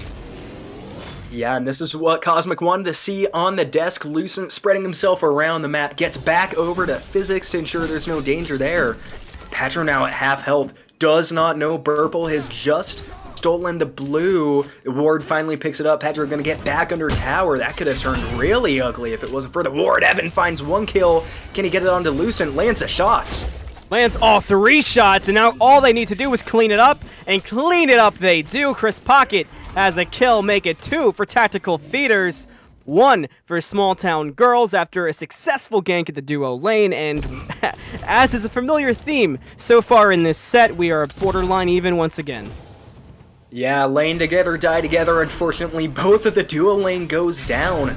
So now Gold Fury is a call, and I really like this. Baba Yaga, not the greatest steal potential in the world, and with no support, Tragic has to be careful. There's the wall, and the wall secures it. Tactical Feeders gets the Gold Fury. Yeah, close one. Good try with the potion, just a little bit too early. Very unfortunate there, and good wall from Nishi as well. Now Patro still around half health. Luckily, though, Terminator is out of mana, so doesn't have to be too worried, unfortunately. Guan Yu out of mana too. I guess Totemaku not important enough to take, though. Yeah, you know, these 2 solo laners strike me as being the types that they would stay no health, no mana, and trade basics to decide who would win. Both of these teams rely so heavily on their solo laners to kind of lead the charge, and in particular for Tactical Feeders, we heard today in pregame interviews that Patro makes a lot of the calls for Tactical Feeders, which for a solo lane isn't the most common thing all the time. A lot of teams tend to lean on support or jungle, kind of leading the way in that, especially until later in the game. But I think with that being said, them being the anchors for their teams, getting to watch them duke it out has been nothing short of awesome so far. Yeah, it definitely has been, and I think especially, I think I mentioned in Game 1 briefly how different playstyles they have. Terminator just goes all out for the kills, really drives the team forward. Now Terminator in trouble. Athena ulting in though, that's going to dispel any aggression. This pocket has to back up. Good taunt from Lucent. Nishi's coming in though, Small Town Girls need to get out of town. Nishi's here, Terminator dropping low quick. I'm a Monster, no good, but ChrisPocket cleans it up regardless. But Lucent will be plenty okay, as there was not enough damage for them both, but regardless, a big kill for Tactical Feeders during the solo lane gank turns into a totem if you're a big totem kind of person, and otherwise things are calm. Don't think Burple can look to contest this Pyro until Tragic and Lucent are here, and Lucent's a little low and low in mana, so they might just let this Pyro go. Here's the contest though. From TragicFox, Burple going around the back. There's the taunt. Tactical Feeders gets it. TragicFox does kill Patroclez, though, on the other hand. Nice overhead kick avoids ChrisPocket. BurpleNurple ults in, but nobody's home. House is stuck behind the wall. Lucent looking to catch up too. Nishi gets caught out. Nishi should be the next to fall. 2-man freeze to stop it. They finally bring the big frozen man down. And that will be all the fighting for now, but they got the Pyro, but they did lose 2 members. Yeah, and it's just gonna sound like I'm faking it now. I don't think that was maybe... I'm not gonna say not the smartest call from Tactical Feeders, but definitely ambitious. I mean, they used 4 ultimates to shut down Terminator in the solo lane, and everybody still had him for Small Town Girls, but BurpleNurple now doesn't have a life. Forget the ultimate. Terminator, a little too late to save him.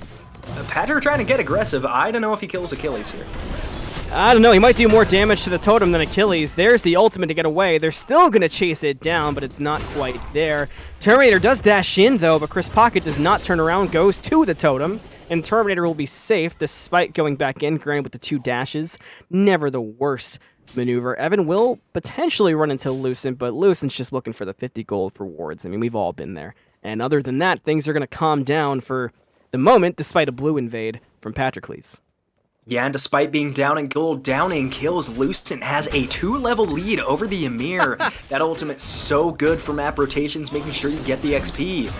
It's now Patro stunned out of the Talao Assault, dropping low. Nose turn. Terminator doesn't have the ult, though. Athena blinks in. Can Here they find comes the kill? Lucent, but dashes the wrong way. Taunt still hits. Have you seen the range on it? And was the blue buff worth it? No, it was not. BurpleNurple gets the kill onto Patroclez. ChrisPocket drops low as well, but they will not full commit as Power and Nishi are on the way. Power, though, has blood in his eyes, does not quite reach Terminator. ChrisPocket goes in. I'm a monster. Will there be a dash? The freeze is good, and Power is a monster. Gets the kill on the Terminator in the solo lane. Yeah, really, really good crush by the Scylla, waiting for the stun to come through. Almost thought Terminator was literally gonna dodge everything and did for a while there until Nishi lands a good freeze to secure it. Physics gets away under tower and no ult from Evan, or I guess used earlier. Means he can't find the kill. TragicFox now gets frozen in mid, so gonna lose a few minions. Not the end of the world though. Small Town Girls, it looked a little rough at the start, but it's kind of stalled out. They've been about 2,000 gold up for a decent amount, almost 4 minutes. Yeah, it's starting to become a comfy lead, but this game admittedly feels a little closer than stats may indicate. I'm curious to kind of see what the next move is. We're seeing a lot more passive of play so far in terms of objectives and kills, for that matter. It felt like there was a lot of fighting and constant action. Power taking a lot of damage from TragicFox, but has to use the jump to get out of there in plenty of time, and that looks like all for now in mid lane, despite Nishi poking around. Yeah, and it's a big question where the next big fight is going to be. It's a Primal Fury instead of an Oni like it was last game. I think that may have been why we saw such early calls to go onto it. But the Primal Fury is still really impactful, especially on those Fire Giants. I believe last game, around 22 minutes was when that dance began. Hopefully not going to see the same thing as Nishi. Might be in trouble and left, get stunned by Terminator. I don't think they have enough damage to bring him down. Here comes Chris. Can he find anything? 4 blue members, though, is now they're going to be the ones stepping towards a Gold Fury. And they can't quite find anything. They're going to turn their attention to the Fury and try to do some decent damage to it.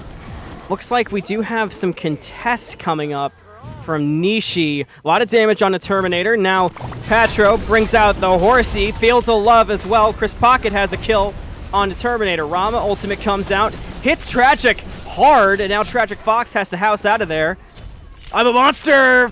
Finds some good damage and gets a nice kill onto Physics. And now Small Town Girls has to retreat and concede the Primal Fury.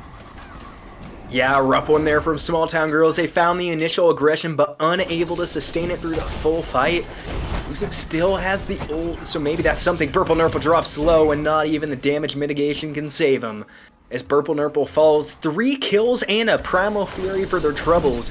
A great fight from Tactical Feeders. Now they're the one that's going to have this better early game. Yeah, that fight could have gone a multitude of ways, but ultimately Tactical Feeders just played that perfectly for their strengths, and getting, like you said, that's not the most crucial objective in the world, but it's gold in your pocket, and as we can see, buy the gold, that goes a long way. Yeah, it definitely does. And even the tier 2 items, whether you're finishing up the next item, any little bit of gold you have in your pocket going towards your build helps just a little bit. As we talked about it, stalling at around 2,000. Now, in less than 2 minutes, has grown to 5,500 gold lead for Tactical Feeders. I know we talk about gold a lot here and what it means to different leads, but 5,500 16 minutes in, when you're on your 3rd item probably, that is a really big power swing the Tactical Feeders are going to have in this next big team fight. Agreed. We are starting to see our first pokes around the Fire Giant. No commitment, obviously. Really just the tower that's going to be taken by Terminator successfully. but no dance quite yet. Instead, we might see a fight.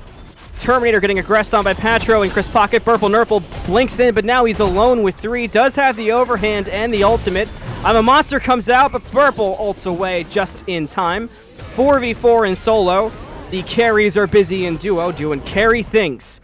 Everybody's got to fall back to the tower as Tactical Feeders, despite not doing tons of damage, get way more aggression in solo. Evan currently has Physics fighting for his life under the tower, and things are somehow calming down. Looks like Tactical Feeders is pulling the Pyromancer. Not they are, and they are going to get it despite the best attempts of Small Town Girls. Nothing more than the Pyromancer, though, but I gotta say, that was not a good look for Small Town. Not especially, and I'm kind of surprised we haven't seen more houses from TragicFox to kind of try and steal away the objectives. Obviously doesn't do as much as a Scylla Crush, but just getting that constant tick damage on is really, really valuable and does a sneaky amount of damage trying to steal him away. I think definitely saving him for safety, though. It's a trend we see a lot with TragicFox.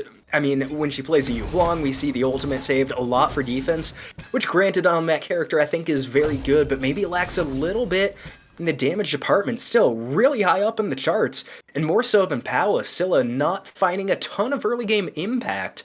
I mean, I think last game TragicFox, especially with the I'm a Monster, was just hitting absolutely everything.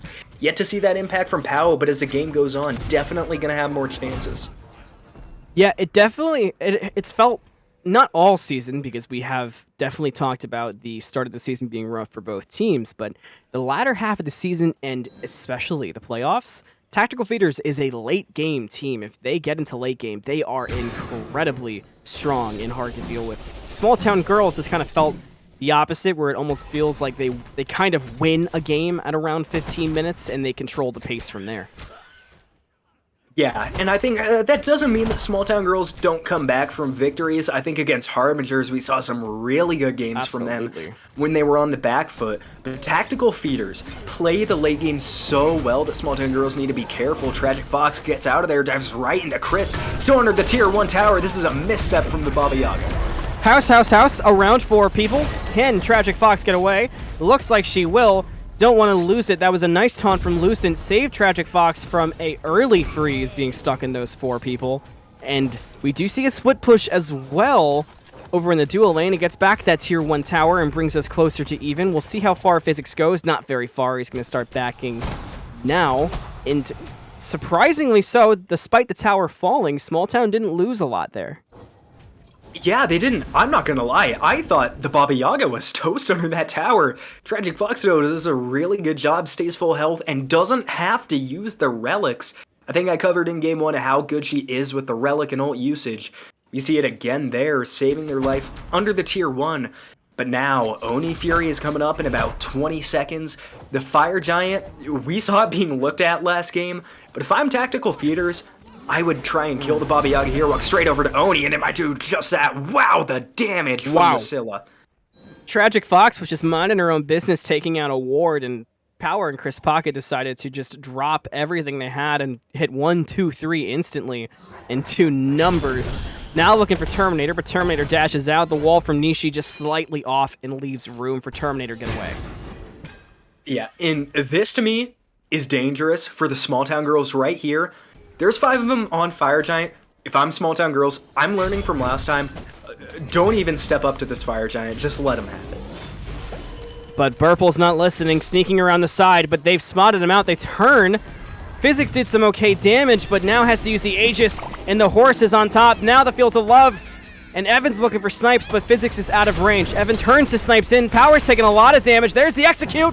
No good. Power got out of range, but he still falls to Terminator. Evan picks up Terminator in response and for revenge of Power. And now Small Town Girls is trying to just disengage, but Tactical Feeders is hot on the chase, trying to make sure they've got plenty of room to actually secure a Fire Giant. Yeah, and luckily that time Small Town Girls knew it was going to be a bait. They stepped off very, very well. Tactical Feeders going right back. I'm guessing this is a play called a save for the finals. Haven't seen it before. And again, they drop it. Oh, and Ymir wall catches too. Gorgeous, gorgeous wall will pick up 2 kills unless the ultimate gets off in time. It does. So it only gets the 1 kill, but a nasty wall from Nishi on the Ymir. And you know what they say about doing the same thing over again? They're going right back to the Fire Giant. Yeah, and I think this time Small Town Girls are just going to let them have it. Honestly, I think it might be smart. I didn't even want to see him step up the first time for exactly that reason. And this time they're finally going to let it go. I mean, it's bad letting go of a Fire Giant. At the same time, it's 22 minutes in. You can definitely defend, maybe not the last tier 1, but tier 2 towers if you have a team there. Fire Giant shouldn't play that much of a role that you lose almost 3 players over it.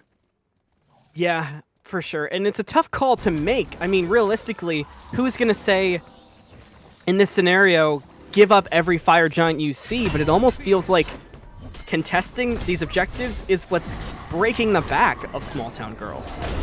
Yeah, and especially because we've seen them through this tournament be really good on the back foot, on the defense.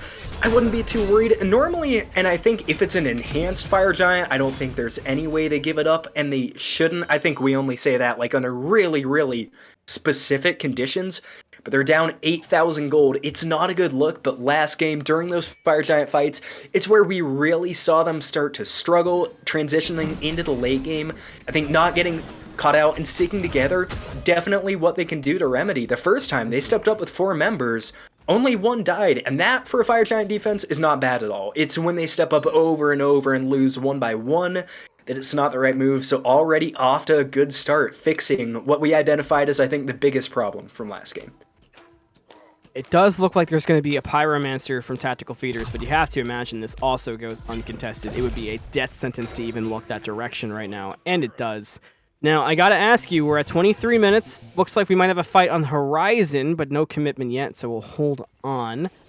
Terminator might get caught out. Tier 1 tower is going to be deleted instantly. That's no question. Question is who will fall with it. Wisely, Small Town backing up. No commitment to a fight yet from them. Let's hope they don't defend this tier 2. We saw how that went last game, but they are grouped up just in case there's a mistake. ChrisPocket was looking to go around the back, but he walked over a ward, probably in perfect time. Now BurpleNurple goes in for the fight. ChrisPocket gets away. Terminator blinks in, but he blinks into a crush, and now he's stuck in the wall, and Evan gets a kill. Power brings out I'm a Monster, does not find anything. Fields of Love go out just to get Small Town away. They pop a sprint too. They're clicking every button, but they're not getting any kills for all the buttons.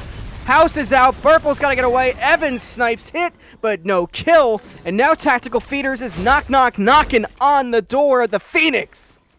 And you know, I don't hate that tier 2 defense at all. I just think they misplayed a little bit. Bad blink from Achilles started it off, and now Physics gets away. Massive taunt, not gonna find anything though. Tactical Feeders are looking at the Phoenix, and could this be another end call?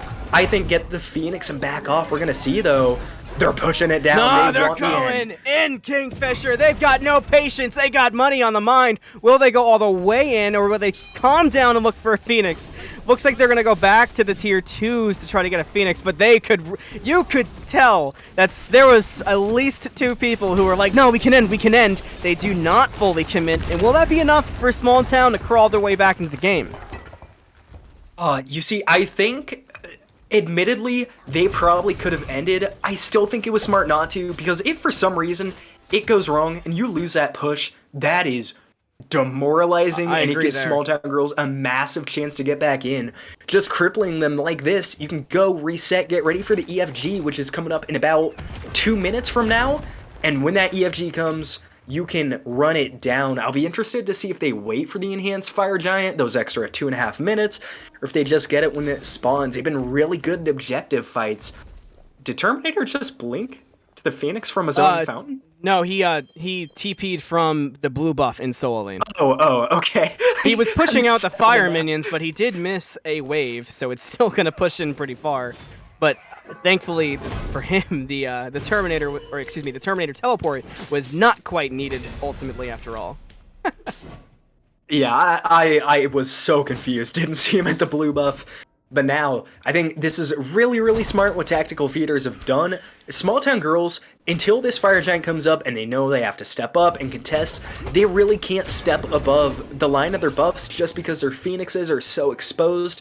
We've already seen tactical feeders are willing to do really aggressive pushes, pull out weird tactics. Nothing is beyond this Chaos team, really spreading all the chaos they can this match. Small Town Girls right now this game are in a chasm, and it is going to be a hard one to get out of. 14,000 gold down. Yeah, this is a mountain to climb, and we've talked about defense all season and teams that are strong for it, and a lot of commitment for this Greater Scorpion from BurpleNurple will not be anything to be punished for, but it was close. And I do think that Small Town Girls has a great team for defense, but I think Tactical Feeders might be the type of team that can rise above that mattering. Yeah, and I think, luckily, when we look at defense, normally we talk about level difference.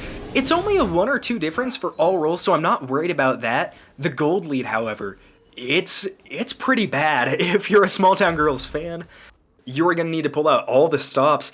Tactical Feeders, I think this is another Fire Giant bait. I think they're going to want to wait until it's EFG. Yeah. Small Town Girls might have to step up. It's below half. No, they're going to commit. The only time we've seen it all set, they get the FG.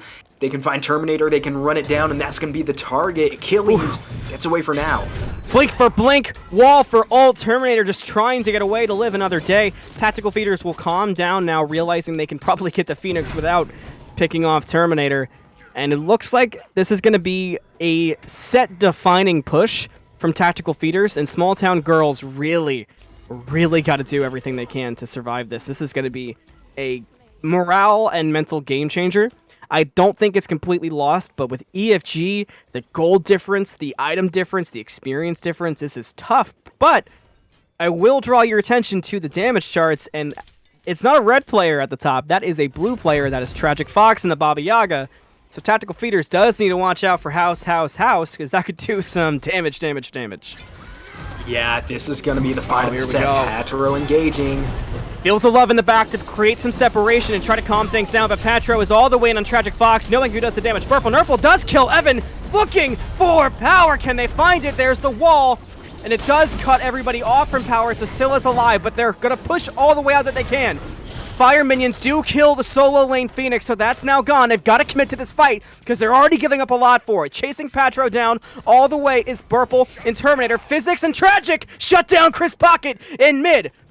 Patro's gonna fall as well off on the side. It's just a matter of one basic, and there's the basic. Lucent still pushing out solo. Minions on the Titan though, so somebody has to back.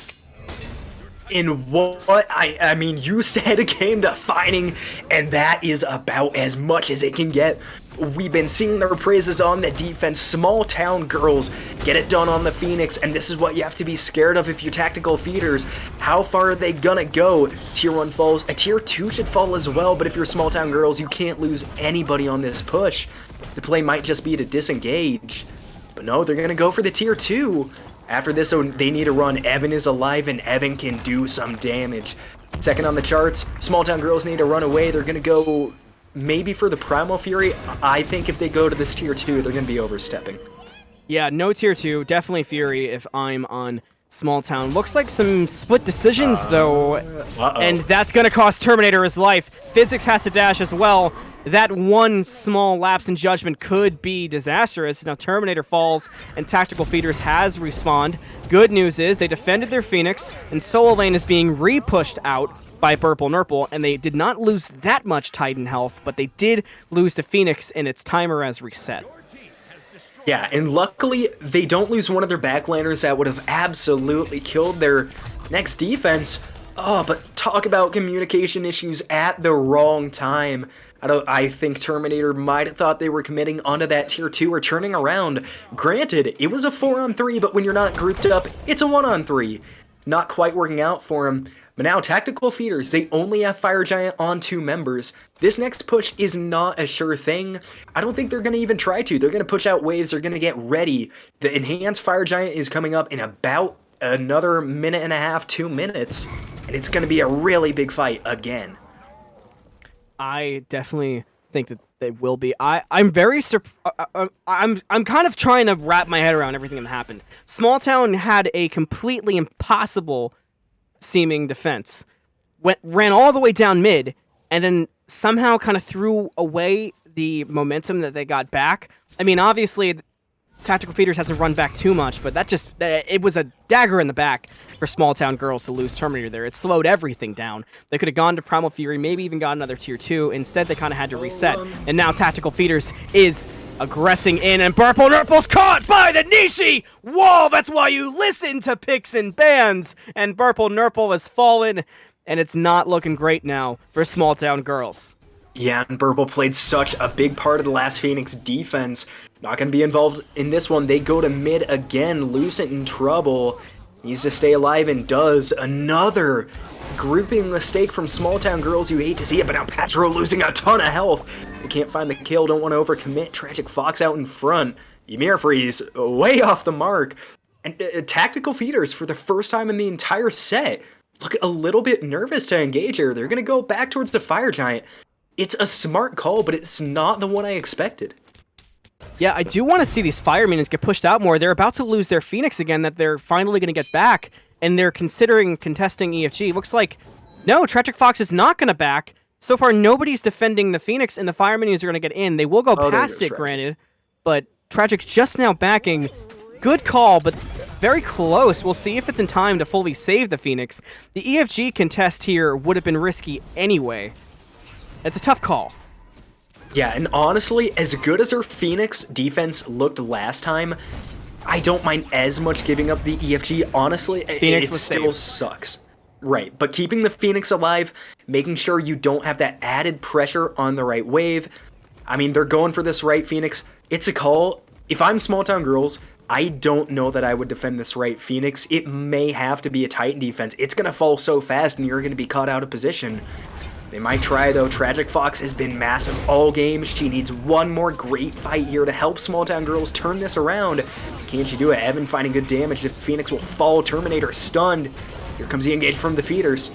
One of the strengths of Rama is those astral arrows that Phoenix did not stand a chance. Now Fire Minions will push in. There was still one more Fire Wave. Mid-Phoenix being looked at. No defense so far from Small Town Girls. Mid-Phoenix falls for free. And now Tactical Feeders has one Phoenix to go. I think that's a smart call not to defend mid, but they're gonna look for left here. There goes the engage. Terminator misses the stun, though. Nishi finds his. TragicFox dropping low. Needs to get out of there. I'm a monster from Power is good. The drop down from ChrisPocket's even better, and that's the 2 carries down for Small Town Girls, but Tactical Feeders is very split up across the map as Power is taking someone on a tour. It was Terminator, who's back now. Excuse me, it was Lucent, who is back on Terminator. Terminator down to 10 HP. Here's the snipes. It's good. American Sniper Evan Lee gets the kill on the Terminator. 1 Phoenix left. It's going to fall. And it's going to be a 2-man defense of the Titan to try to save from going down 2-0. Yeah, and they do a big taunt from Lucent. Burple's their only source of damage, though. Doesn't look like he's going to be able to do it.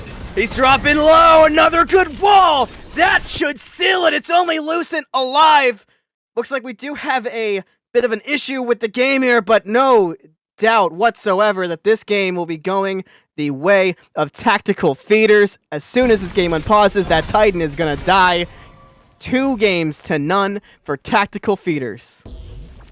What a momentum killer there on the pause. But Tactical Feeders, they cannot be stopped right now. They had a really troubling looking push there at the mid-Phoenix initially. Great job though, recovering the kill by the purple buff, coming right back and winning the game. They looked even better in game 2 than they did in game 1. And I didn't even think that'd be possible. That game surprised me in every manner. I mean, ultimately, Tactical Feeders just bring it back, but there were some signs of weakness. But the problem is, despite there now being openings and maybe Small Town Girls is seeing what they can do to try to bring this set back, they're now down 2-0 and it's a best of 5. So one more game and we've got our champions. So Small Town Girls is on the ropes and they've got to give it everything they've got. But with that, we'll be right back. Next time you see us, it'll be KingFsher and Cosmic Warrior, and they'll take us through picks and bans and what we can expect to see in that game number 3. Will Tactical Feeders take it? Find out soon. We'll be right back.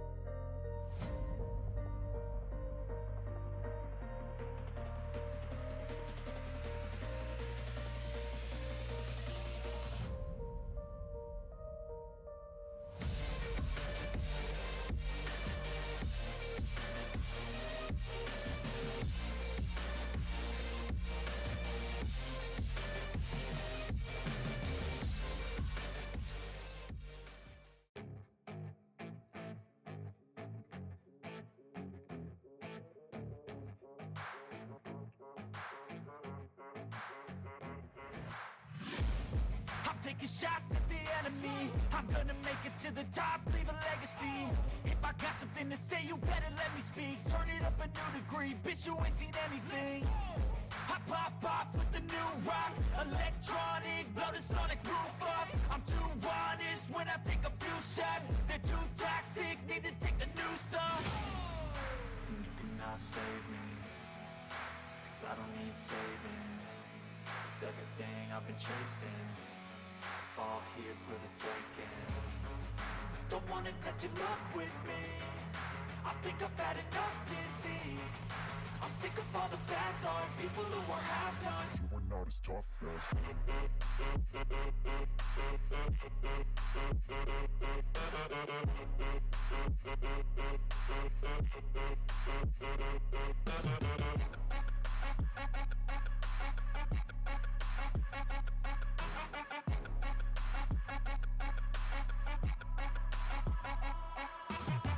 I'm back, you know that I never left. I got tracks and some music that you never guessed. I don't slack, don't lose, learn your lesson yet. When I get to choose what I do, I'm like a weapon. I'm not sharp as many, but got hard. I'm ready to change scars to envy, to win large and plenty. I like to play fast, never change back. Calling out, I'll pay back, 'cause I'm great at that. Oh, you cannot save me, 'cause I don't need saving. It's everything I've been chasing, all here for the taking. Don't wanna test your luck with me, I think I've had enough disease.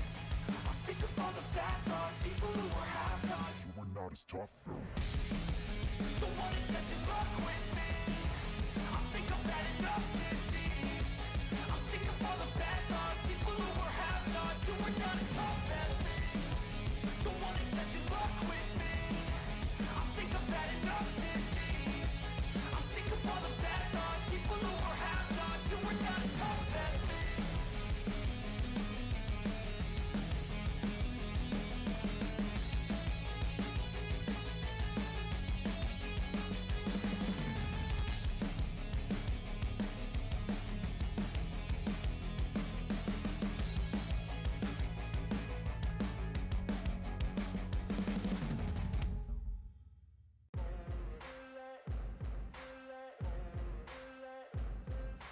Ain't no motherfucker in this world could do it like me. Open up your eyes and insert a little rising. You don't have to love me, you don't have to like me. Got enough love in myself, in my psyche. You should have the same in your brain nightly. If you wanna taste, bitch, you can fucking try me. If you wanna hate, bitch, you know where to find me. And if you're going hate this, you can fucking bite me. I'll be cruising in my lane fast, call it high speed. I've been working hard, yeah, I've been working nightly. If you think you'll win, ha, not fucking likely. I be taking shots, yeah, cold-blooded, icy. Watching numbers grow is what I call sightseeing. In the front row, run it up when they hype me. The following grows, they know how to ignite me. Call me CEO, I've been running shit right, see. And I ain't playing games, I create my own lane, making pleasure out of pain, turning losses into gains, I'm the boss, I'm making change. I've been rocking this exchange, popping off and risking things, gonna make a fucking name. I just wanna be famous, but I don't want that cheap fame. No, I'm not that vain, I just wanna be greatness. I just wanna be greatness. I just wanna be greatness. I just wanna be greatness. Ain't no motherfucker in this world could do it like me. Open up your eyes and insert a little rising. You don't have to love me, you don't have to like me. Got enough love in myself, in my psyche. You should have the same in your brain nightly. If you wanna taste, bitch, you can fucking try me. If you wanna hate, bitch, you know where to find me. And if you're going hate this, you can fucking bite me. Okay, I'm going off every chance I get. I don't really take a loss, well, I'll admit. That's why I'll make it to the top, yeah, I commit. And no, I'm never getting lost, I get after it. Investing in my own stock, cause it's faster than any crypto hits go, let me spend. Everything that you see is something I invent. And it's only a percent. I'm gonna take shots. If I miss all, forget it. I'll take a fat loss just to learn all that's in it. I'm taking snapshots, learning how to fall and get it. I'm getting back up, always stand tall, don't sweat it. I never back up, I don't miss a thing or regret it. I'm always learning, you could call me academic. I'm always working, never been apathetic. That energy energy is like a poison, needs some antiseptic. Ain't no motherfucker in this world can do it like me. Open up your eyes and insert a little rising. You don't have to love me, you don't have to like me. Got enough love in myself and my psyche. You should have the same in your brain nightly. If you wanna taste, bitch, you can fucking try me. If you wanna hate, bitch, you know where to find me. And if you're going hate, bitch, you can fucking fight me. Ain't no motherfucker in this world can do it like me. Open up your eyes and insert a little rising. You don't have to love me, you don't have to like me. Got enough love in myself and my psyche. You should have the same in your brain nightly. If you wanna taste, bitch, you can fucking try me. If you wanna hate, bitch, you know where to find me. And if you're going hate this, you can fucking bite me. Ain't no motherfucker in this world can do it like me. Open up your eyes and insert a little rising. You don't have to love me, you don't have to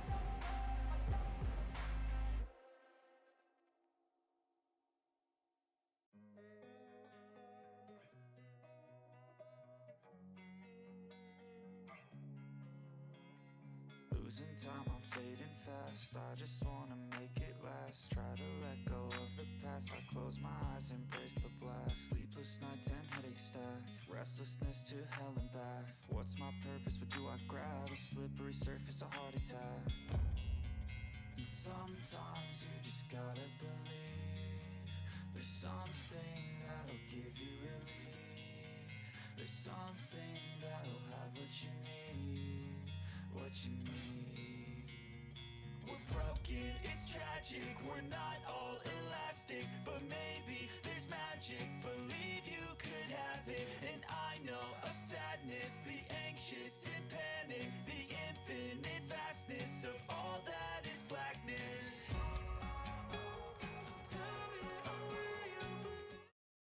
Welcome back to the Smite Draft League. We're going into game number 3. The Tactical Feeders are up 2-0.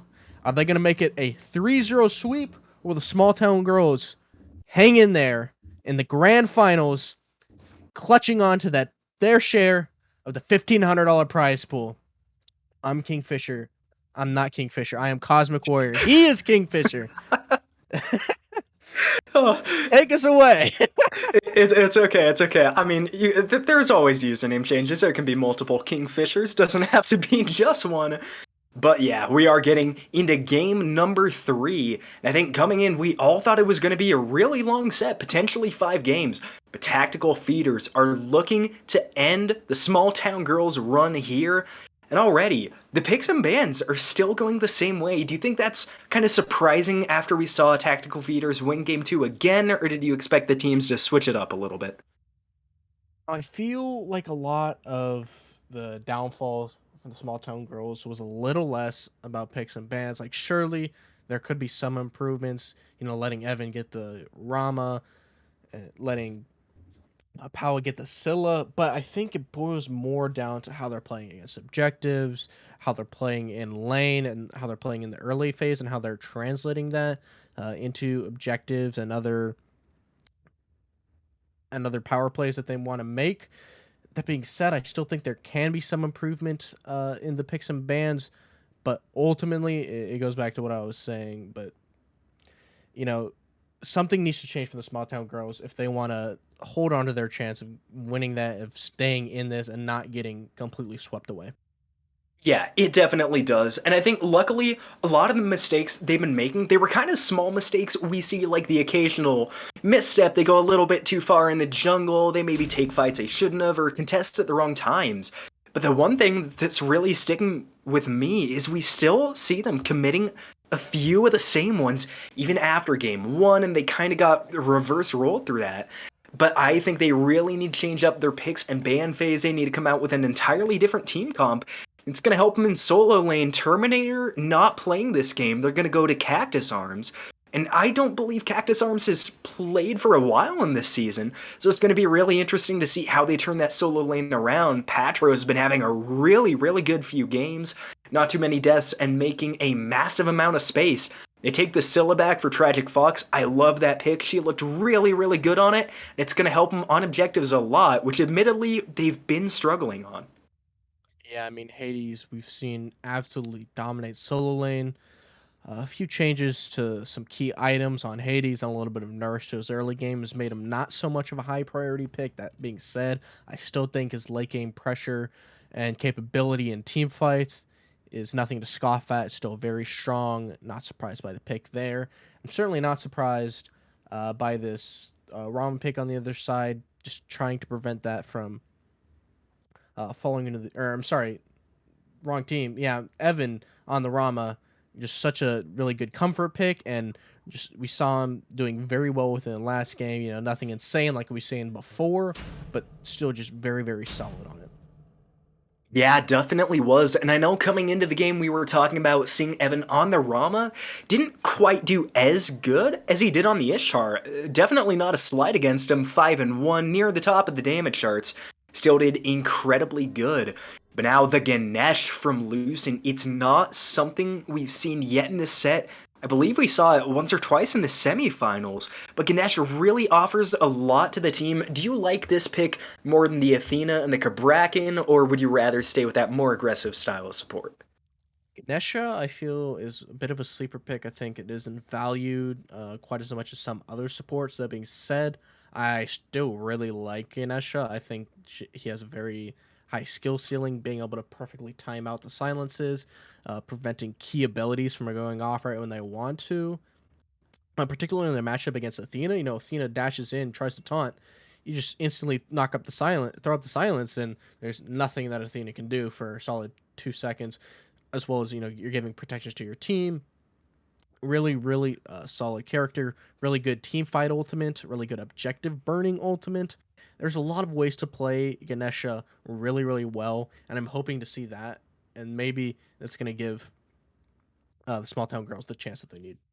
Yeah, and I love the turnaround we're seeing in the picks and bans. We've identified through 2 games that the objectives were kind of the big problem holding small town girls back. Not saying that's all it was, but it'll give them the best chance to win here in game 3, and they picked 3 gods that are really, really strong on the objective. Definitely a good start, and I think, like you said, really able to shut down that Athena, just with Ganesh's playstyle. Now the question goes, they still need a jungler and an ADC that are going to have to put up with a Thor and a Rama, 2 picks that we've seen Evan and Chris be really good with. Never really any drawbacks. What do they need to do to try to limit those roles so they can let their Ganesh and their Scylla really do their jobs? Yeah, if this was perhaps, you know, one patch ago, I'd say we need something, you know, hyper aggressive, really something that could really shift this very early on in their favor, give them a quick lead, and I would be turning to the Osiris. Fortunately, we did see a big nerf to Mannequin Scepter, so maybe not so much leaning to that, maybe leaning to something else, something a bit more ability-based, something that builds maces very well, like a Pele, that can, you know, really just run around the whole map and provide pressure all across the map. So maybe something like that for them. Susano Hover. Susano was the other one I was actually going for. Susano is just a god that makes plays, you know. Huge teamfight ultimate, really, really good 100-0 capabilities with the auto attack cancels. So much damage coming out and really, really good mobility as well. So if Susano goes crazy this game, I can really see Small Town Girls, you know, bringing this one back and not letting themselves get swept. Yeah, I love the Susano pick, specifically into the Thor. We saw last game a lot. It was Burple and Chris kind of just taking shots at each other in the jungle in some of those late game fights. And on the Ravana did so good chasing out Evan and Powell in those late game team fights, not able to do quite the damage he needed. But Susano, he sticks to gods like glue, does an insane amount of damage. Gonna be really hard to peel off of. I love this pick for BurpleNurple. Now on the other side, it's a Thoth mid lane. We have not seen this maybe since week 1 or 2 of the season. And all reliable for Patro, the Kakolin.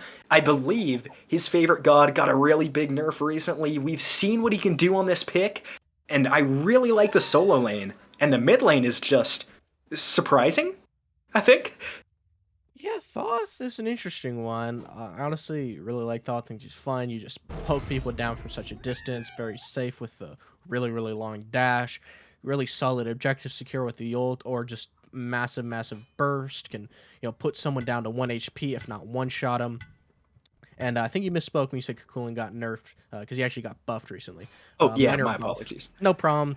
We finish it off with Cupid. Really solid dual lane god. hoping to see if Small Town Girls bring this one back and not let themselves get 3-0'd. Anthony and Fisher are going to take it away for you in game number 3.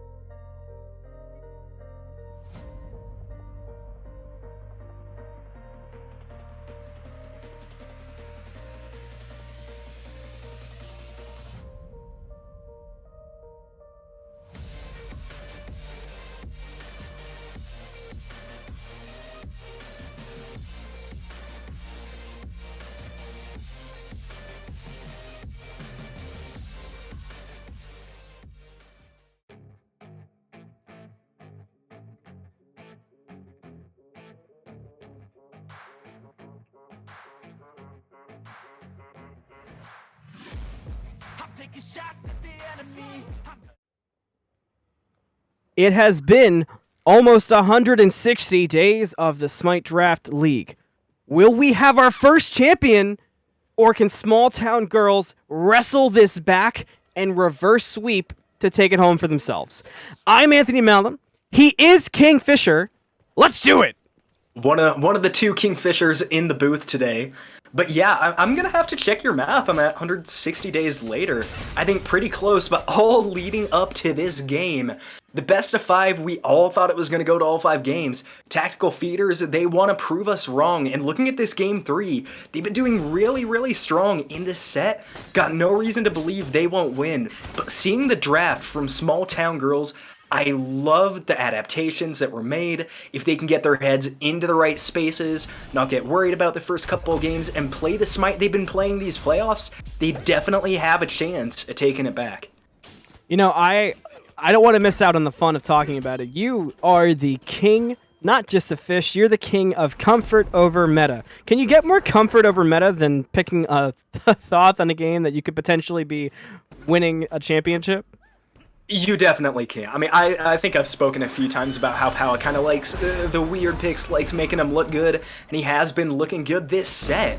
That being said, though, Thoth plays so differently from the mages we've seen him take already, the Baba Yaga and the Scylla, that it's kind of... Or, sorry, Discordia and the Scylla, rather. It's kind of a little bit odd to me. I wouldn't expect Tactical Feeders to really be changing their game plan too much. And to me, Thoth is a really, really different mage. You kind of gotta adapt your style of play behind him. He takes more range on fights, doesn't quite have the burst damage. It's a little bit more sustained. I mean, granted, with his ult and the follow-up with the auto, still pretty bursty. Not as much as a Scylla, though. It's going to be interesting to see how they use Powa. And on the flip side, a whole new character, Game 3 and the Game 5, and not off to the greatest start. One basic does it! It's a solo kill in the finals. The first one we've been able to scream about. First blood goes to Tactical Feeders. Yeah, Cactus, welcome to game number 3. Obviously, his first time playing solo in this set. His Interceptor gonna get secured by Small Town Girls. We've seen Tactical Feeders really take over this duo lane in the first 2 games. I don't believe it'll be too different. The Ganesh show certainly makes it a little bit more interesting, at least in these first few levels. Lucent, though, pretty low, and Evan likes to play aggressive, even on characters like the Rama, who normally you kind of think just sit back. Yeah, and it's kind of tough to see the game plan. It almost kind of feels like they were like trying to keep Small Town Girls from getting too much into the idea of what they're doing, maybe throw things off. It's a tough call. It definitely is. It'd be a smart call if they can make it work, because I think we both said Small Town Girls didn't quite adapt quick enough for game 2. Looking at it though, I think they definitely have for game 3, so if Tactical Feeders are gonna change around their game style, it's definitely the time to. You can afford to lose a game here. It's not like you're on the edge of going to the game point like you would be in game 4. So definitely the safe spot. Now, little interesting that we haven't talked about, this is the first of the new ADC builds we see from Physics. I think you go, gosh, what's it called? Ornate Arrow, Shadow Steel Shuriken, then like Kins, Oboe, Executioner. Gonna be interesting to see if that's a path he goes, how it's gonna stack up to Rama. Can Patro get the kill again? Not quite. Ooh, the dash wasn't quite good enough. It was close though. You know, the next talking point I was gonna try to really throw your way was, we talked about it a lot earlier in the season when we were seeing these teams kind of feeling out their players and such. If you're getting bullied and beat down in solo, the best play is to not do that. That's a solo kill for Patroclez on a CACTUSARMS. ChrisPocket up into the air. Gonna look for BurpleNurple, but BurpleNurple's gonna go the other way and steer clear. Patro gonna chase him down.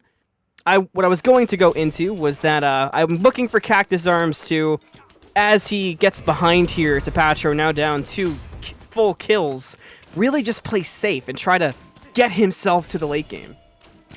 Yeah, definitely, and it's going to be a little bit weird for Hades, because at some point, Patro is just going to pretty much one-shot him in wave, because the way you play Achilles, obviously, you build full damage. I think I've talked many times about not liking full damage solos. Hades is about the one that I think it's the right build path on. But without that, Kakolan, obviously, like Cosmic said, just got the buff damage on his 1 and his 3 in both forms.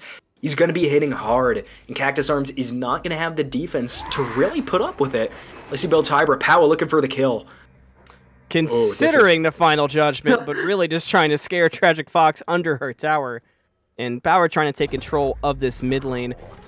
And looks like Tragic is just going to go ahead and play it safe, and things will calm down again. Yeah, definitely. And I think Tragic, we've already talked many times, she plays so safely and so well. Really very, very few slip-ups we see from this mid laner. Definitely been one of the standouts of the year, and Small Town Girls need Tragic to show up right now. And I think we talked a lot about, in the latter half of the season, BurpleNurple and iTerminatorr really kind of drove the games for this team. They were their win condition. As much as Tragic, Lucent, and Physics did damage, it was really down to the solo jungle. But now with their new solo laner in, and how good Tragic has been playing this set, I think they kind of need to switch their win condition and really revolve around the Scylla and what makes her comfortable. I think that's a good call. I definitely agree. And I think something that Small Town Girls has kind of let go is you need to get the Cupid in the game. Cupid is such a powerful character and can really control the pacing of a game. And if they can get the Cupid more involved in doing more work than we've been seeing, that could make the difference, despite Terminator not being here. Yeah, and I was initially a little bit surprised they went back to the Cupid. Obviously, a comfort pick for Physics. CACTUSARMS down low is Cactus. Under tower, going to be safe, though. Very good close ult once again for the Hades. Yeah, good ult to dissuade the aggression there. So now Chris and Burple look to trade a few shots. Neither wants to get aggressive. Oh, what? Patro re-engaged. I guess Patroclez re-engaged, or Patro stepped a little too close and baited out Cactus. It's hard to tell from the map view, but he does get the solo kill. Now TragicFox stuck. Final judgment hits, but no kill. Close. Gonna look for the kill now, and gonna find it thanks to the extended range, and it's gonna be a clean kill for Power in the mid lane. Wow, I mean, great kill from Power, hitting the final judgment, hitting the autos. I thought Tragic was going to be safe, but no, extra range, I guess, kind of helps when you're looking under a tower. Now Patro, 2 levels up in lane. This is what you got to be scared of with a Gokolin, one of the most naturally aggressive solo laners you can really get, no matter the build, no matter up in levels, downer levels, and up in levels is a scary sight. If I'm Patro, I really want to rotate early here. You have that lead, you really need to make use of it. I agree, and for Cactus, it's a really tough spot to be in. You're substituting into a grand final situation, your team's on the ropes, and you're playing your secondary role. So it's really hard to find faults in Cactus, but from here forward, his focus needs to just be on farming when he can and playing it as safe as possible to really just try and stay in the game enough. Yeah, and I do like what they've done with Cactus, putting him onto the Hades. I think kind of smart. Hades, one of those solo laners that really thrives by themselves. Wow, Patro just, my gosh, botting the Hades. Hades gonna have to back, and without teleport up, gonna take a while. Chris finds a double stun. Can he follow up? Dropping Big low. double dunk, but the heart bomb was enough to get ChrisPocket to walk away. Gonna use the hammer to get away, but BurpleNurple was lying in wait. Now doing good damage on the Evan. Evan's got a dash out. Does have power and Nishi here. Here comes the tornado. Evan gets up just in time. Looks for the ultimate. Hits Tragic. It's one more. Power cleans it up. Regardless of the snipes, Evan will fall to Heart Bomb as soon as it explodes. BurpleNurple taking a lot of damage as well. Power, though, close to falling. Purple finds it. Now Nishi is alone trying to clean up Burple, but can't get it through and miss the damage. BurpleNurple lives another day, and now Nishi gets heart bombed and caught out. BurpleNurple will play it safe, try to add to the kill total. There's the pull, but now Thor's here. There's the taunt. Nishi gets the kill. Fields of Love comes out. That will kill Nishi in return. Now ChrisPocket's alone. Patroclez solos CACTUSARMS on the other side of the map. 7-4 tactical feeders.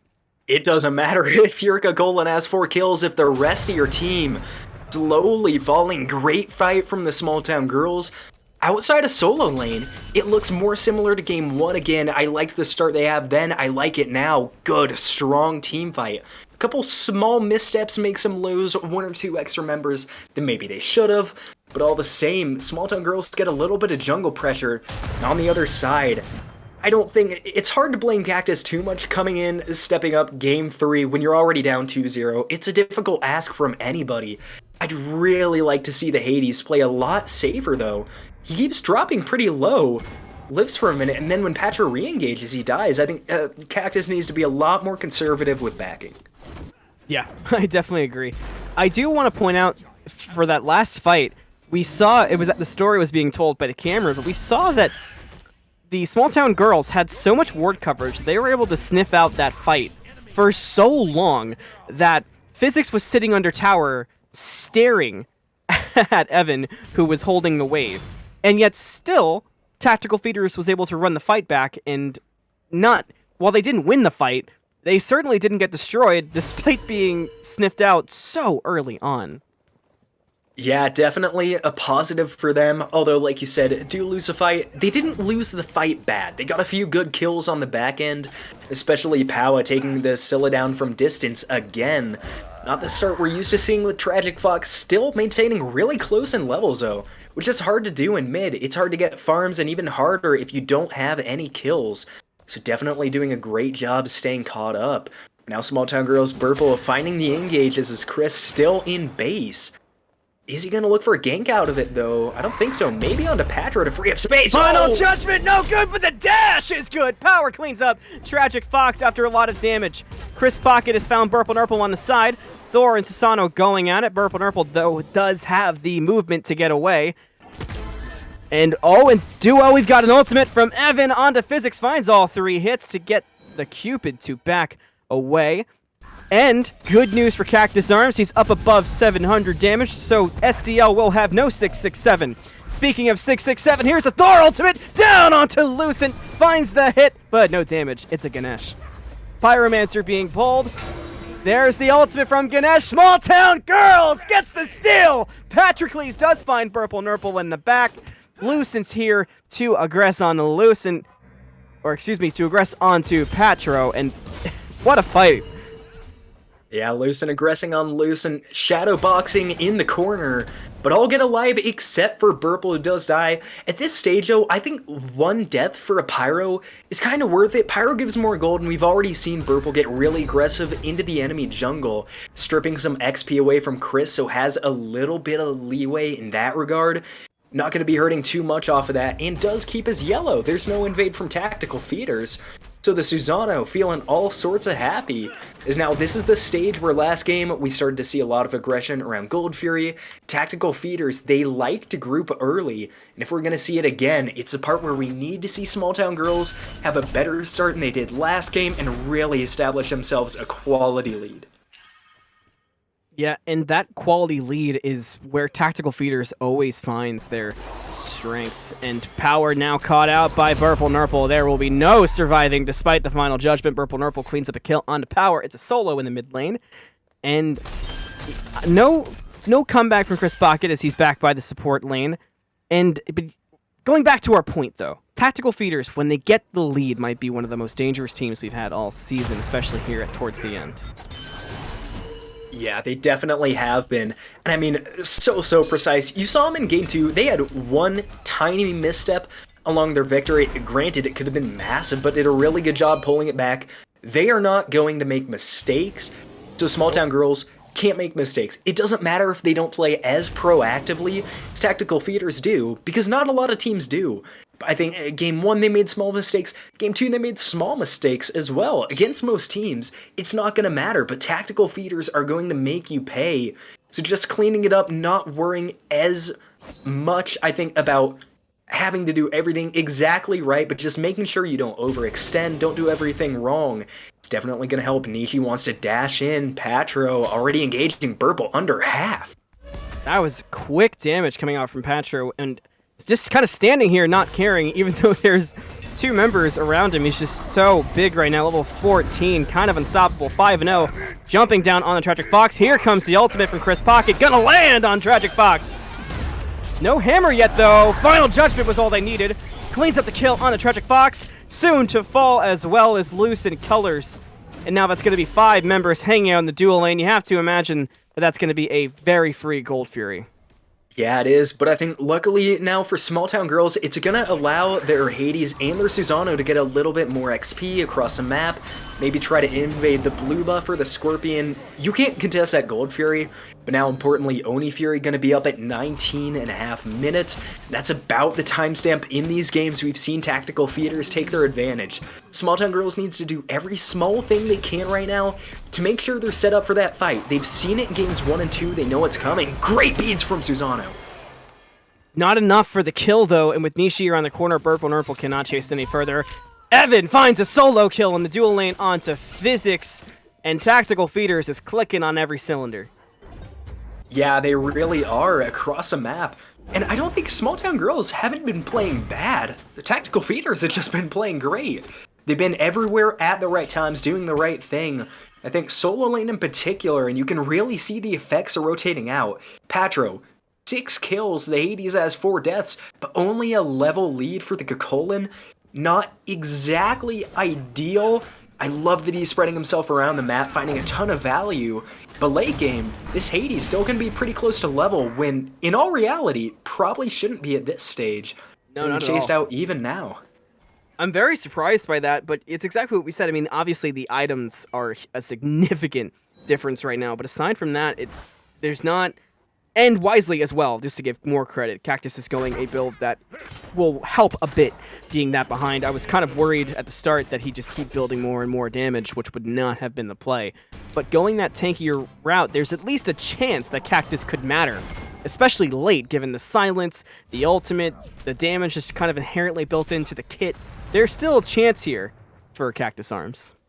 Yeah, and I think because he's on that Hades, it's going to make it so much easier for Susano. I mean, last game, when we looked at Burple on the Raven, by himself, he was 1v2ing, 1v3ing in the backline, really just buying a ton of time for his team. And this Hades is going to make it so much easier. It's going to burn beads. It's going to take the attention off of him. So I think even if Cactus does bad, there's still a chance for them to win. Pow gets pulled in. Focuses Susano. Susano might fall. Wow. Gets away with the agility, but ChrisPocket's in the sky, but he went too far. Blinks in, needs a basic, needs an ability, needs anything. Finds it with the hammer. ChrisPocket gets a kill on BurpleNurple. Mid lane, Evan is fighting with the ADC. He finds a kill on the TragicFox with the ultimate. Aegis is now the backups here, and he gets away from Physics and Lucents. Well played there by Evan. Yeah, we talked about game 1 staring down the 1v5. This time does a 1v3 in mid. I don't think it mattered if his team was there. He got out of that one pretty cleanly. Still helps, so is now Pyro gonna fall to Tactical Feeders. That 6,000 gold lead is gonna continue to grow. Things are looking grim for the Small Town Girls, but we saw them have a mini comeback last game. They need to do the same this one. But so far, they're having trouble staying alive. TragicFox, in something we haven't seen all season, has died 5 times. Tactical Feeder's doing the right thing, putting the pressure on the Scylla. They know that has to be the win condition for the Small Town Girls. Yeah, they're playing it perfectly, and wisely they've stopped putting pressure on solo lane where they know they've gotten the advantage. They spread it around elsewhere. They've pressured out TragicFox, like you said, and now I kind of expect them to try to put some more attention onto this Cupid and just go down the list and clear things out. Yeah, definitely, and I think luckily with the Cupid, they can almost just only commit Evan to stopping him. Not that Physics is playing bad, I think definitely, considering everything we've seen, one of the better performances we've seen against Evan in these playoffs, but the Rama is just so powerful when he gets a lead. 3 levels up, you really can't do much about it, especially that behind in the build, Wind Demon gives him an insane edge right now. Is now 18.5 minutes in, 1 minute to Oni Fury spawn, Fire Giant still standing. Seems like the longest it's gone without being at least baited in this game. Small fight on left if Evan can survive, Burple getting good damage. Fields of love here too, Evan goes in, ultimate not in time for Evan. Power does kill TragicFox in mid lane though, so it ends up being a 1-for-1 trade across the map. And Pyro also went the way of Tactical Feeders, so overall a victory despite the death onto the ADC. Overall, yeah, still not a bad trade for Small Town Girls. At least the Oni Fury's coming up in 30 seconds, and Evan's, their ADC is not going to be alive to see it. It's a tiny opening for Small Town Girls, but it's one they might want to look at taking advantage of. 15 seconds to spawn, still really spread out. I don't think they're going to try to pull the Oni Fury. I don't know how much I love that call, but it's a safe call, and they're all going to be alive to contest it, or the Fire Giant. If I'm Tactical Feeders, though, I'm not worrying about the Oni. They've done it 2 games in a row. I am walking straight to that Fire Giant. Yeah, 100%. It's just not... yeah, I'm right there with you. Instead, looks like they're going to look for Physics, who is backing. Look at the back off in time. No, the wall hits. But now what else will follow? ChrisPocket goes up into the air looking for the dunk down. Dunk is no good. Taunted the other way. Physics now stuck out, but gets out thanks to Lucent's pillars that were perfectly timed. And the gank on the lone Cupid fails despite the ultimates. And the good play continues from Lucent. Struggled a bit with positioning in the first few games, but the positioning on point there to save his teammate. And Patro, again, just 1v3ing in mid lane, letting his team get the Gold Fury. Might fall for it this time. Willie, though, is now Nishi ults in. And Patro's gonna survive. He's just not stoppable. ChrisPocket gets the kill. But Evan did the work on TragicFox. And now everybody from Tactical Feeders is just hanging out. Final Judgment is set through and almost kills BurpleNurple. Now the jungler's got to get out of there. And this will turn into a very free tier 1 and maybe more. CACTUSARMS stuck in the Fields of Love. Does get away though. Small victory it may be. They do not lose Hades. And they're going to push for the tier 2 it looks like. Yeah, they are, and it's a good call with the Trebuchet. Small Town Girls are going to have to step out of this tower in order to take it down. And with the range offered by Thoth, it's going to be a hard task. Physics is going to get in trouble. Really the only person that can take out the Treb right now, and Tactical Feeders know it. They're just waiting for him to misstep. Good poke coming from the Thoth. Dharmic Pillars, though, going to do the job. Nice play by Lucent to stop that push. Yeah, small but meaningful. Does get rid of the Trebuchet and calm things down. ChrisPocket's now up in the air.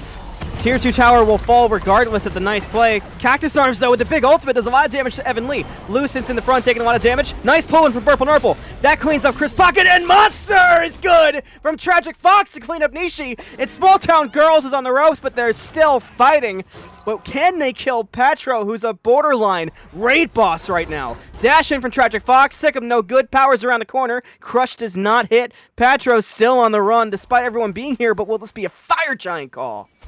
And like Rocky Balboa, they've been beaten down time and time again, still standing though. Small Town Girls look for the Fire Giant. Now they don't have any ultimates up.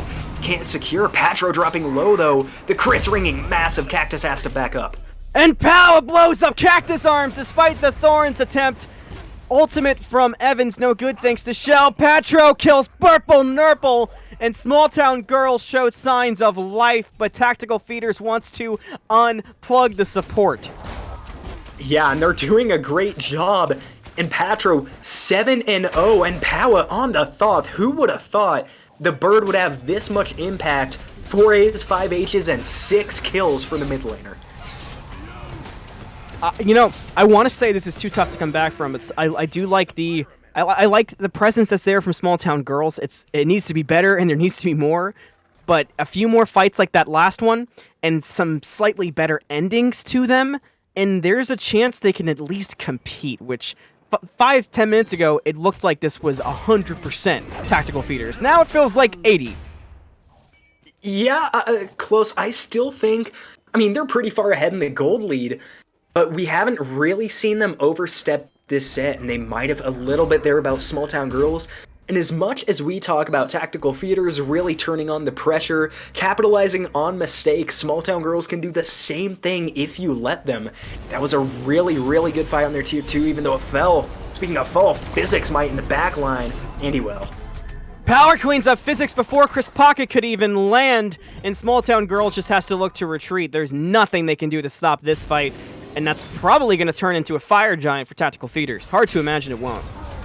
Yeah, about the only thing they can do to contest is send TragicFox up with I'm a Monster, maybe CACTUSARMS with the Pillar of Agony, not Agony. It's gonna be a really tough call though. BurpleNurple's in the back without the ult though, not much chance of a steal. It's another bait, who would have guessed? Yeah, for real. But they do let go. I'm kind of surprised. I mean, I think they could have full committed and looked for kills off of that. I could be wrong. I think this is their 5th Fire Giant bait of 3 games. I definitely think you're right. I would have heavily favored the commit there. But they do have Nishi coming back in full health.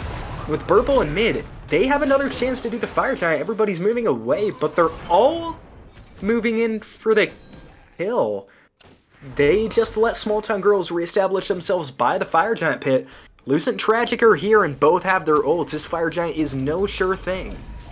It's going to be a tough one. CACTUSARMS took a lot of damage for the start. Patros looking for the peel. TragicFox is around the corner. Fire Giant's down to half. Evans on it with Nishi and Power, and they're doing numbers. ChrisPocket's into the sky. Going to look for Tragic, no doubt. Potentially BurpleNurple. He actually lands on CACTUSARMS. I was proven wrong. Tactical Feeders gets a Fire Giant. CACTUSARMS is up next. Rama Snipes will do it. Blink not needed from ChrisPocket. They're going to look for the tier 2 in solo lane, and it's hard to imagine this won't be free. Yeah, it definitely should be. It looks like the focus is the kills instead as 3 commit for TragicFox. Gonna be able to find it? Patro's still chasing.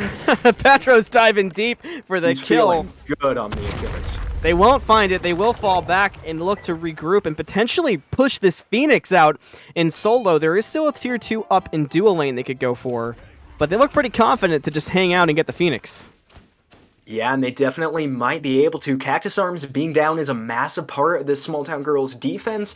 I know it didn't look like it last fight, but did really, really well sectioning Evan off from the fight, letting him get low and having to leave that tier 2 tower push. Going to be an integral part of the next fight, but instead they're going to back up. They got Fire Giant on all 5 and still about 2.5-3 minutes left. Might go for a left T2. No, I think Chris just going to mess around in the jungle. Make sure Small Town Girls are a little cautious.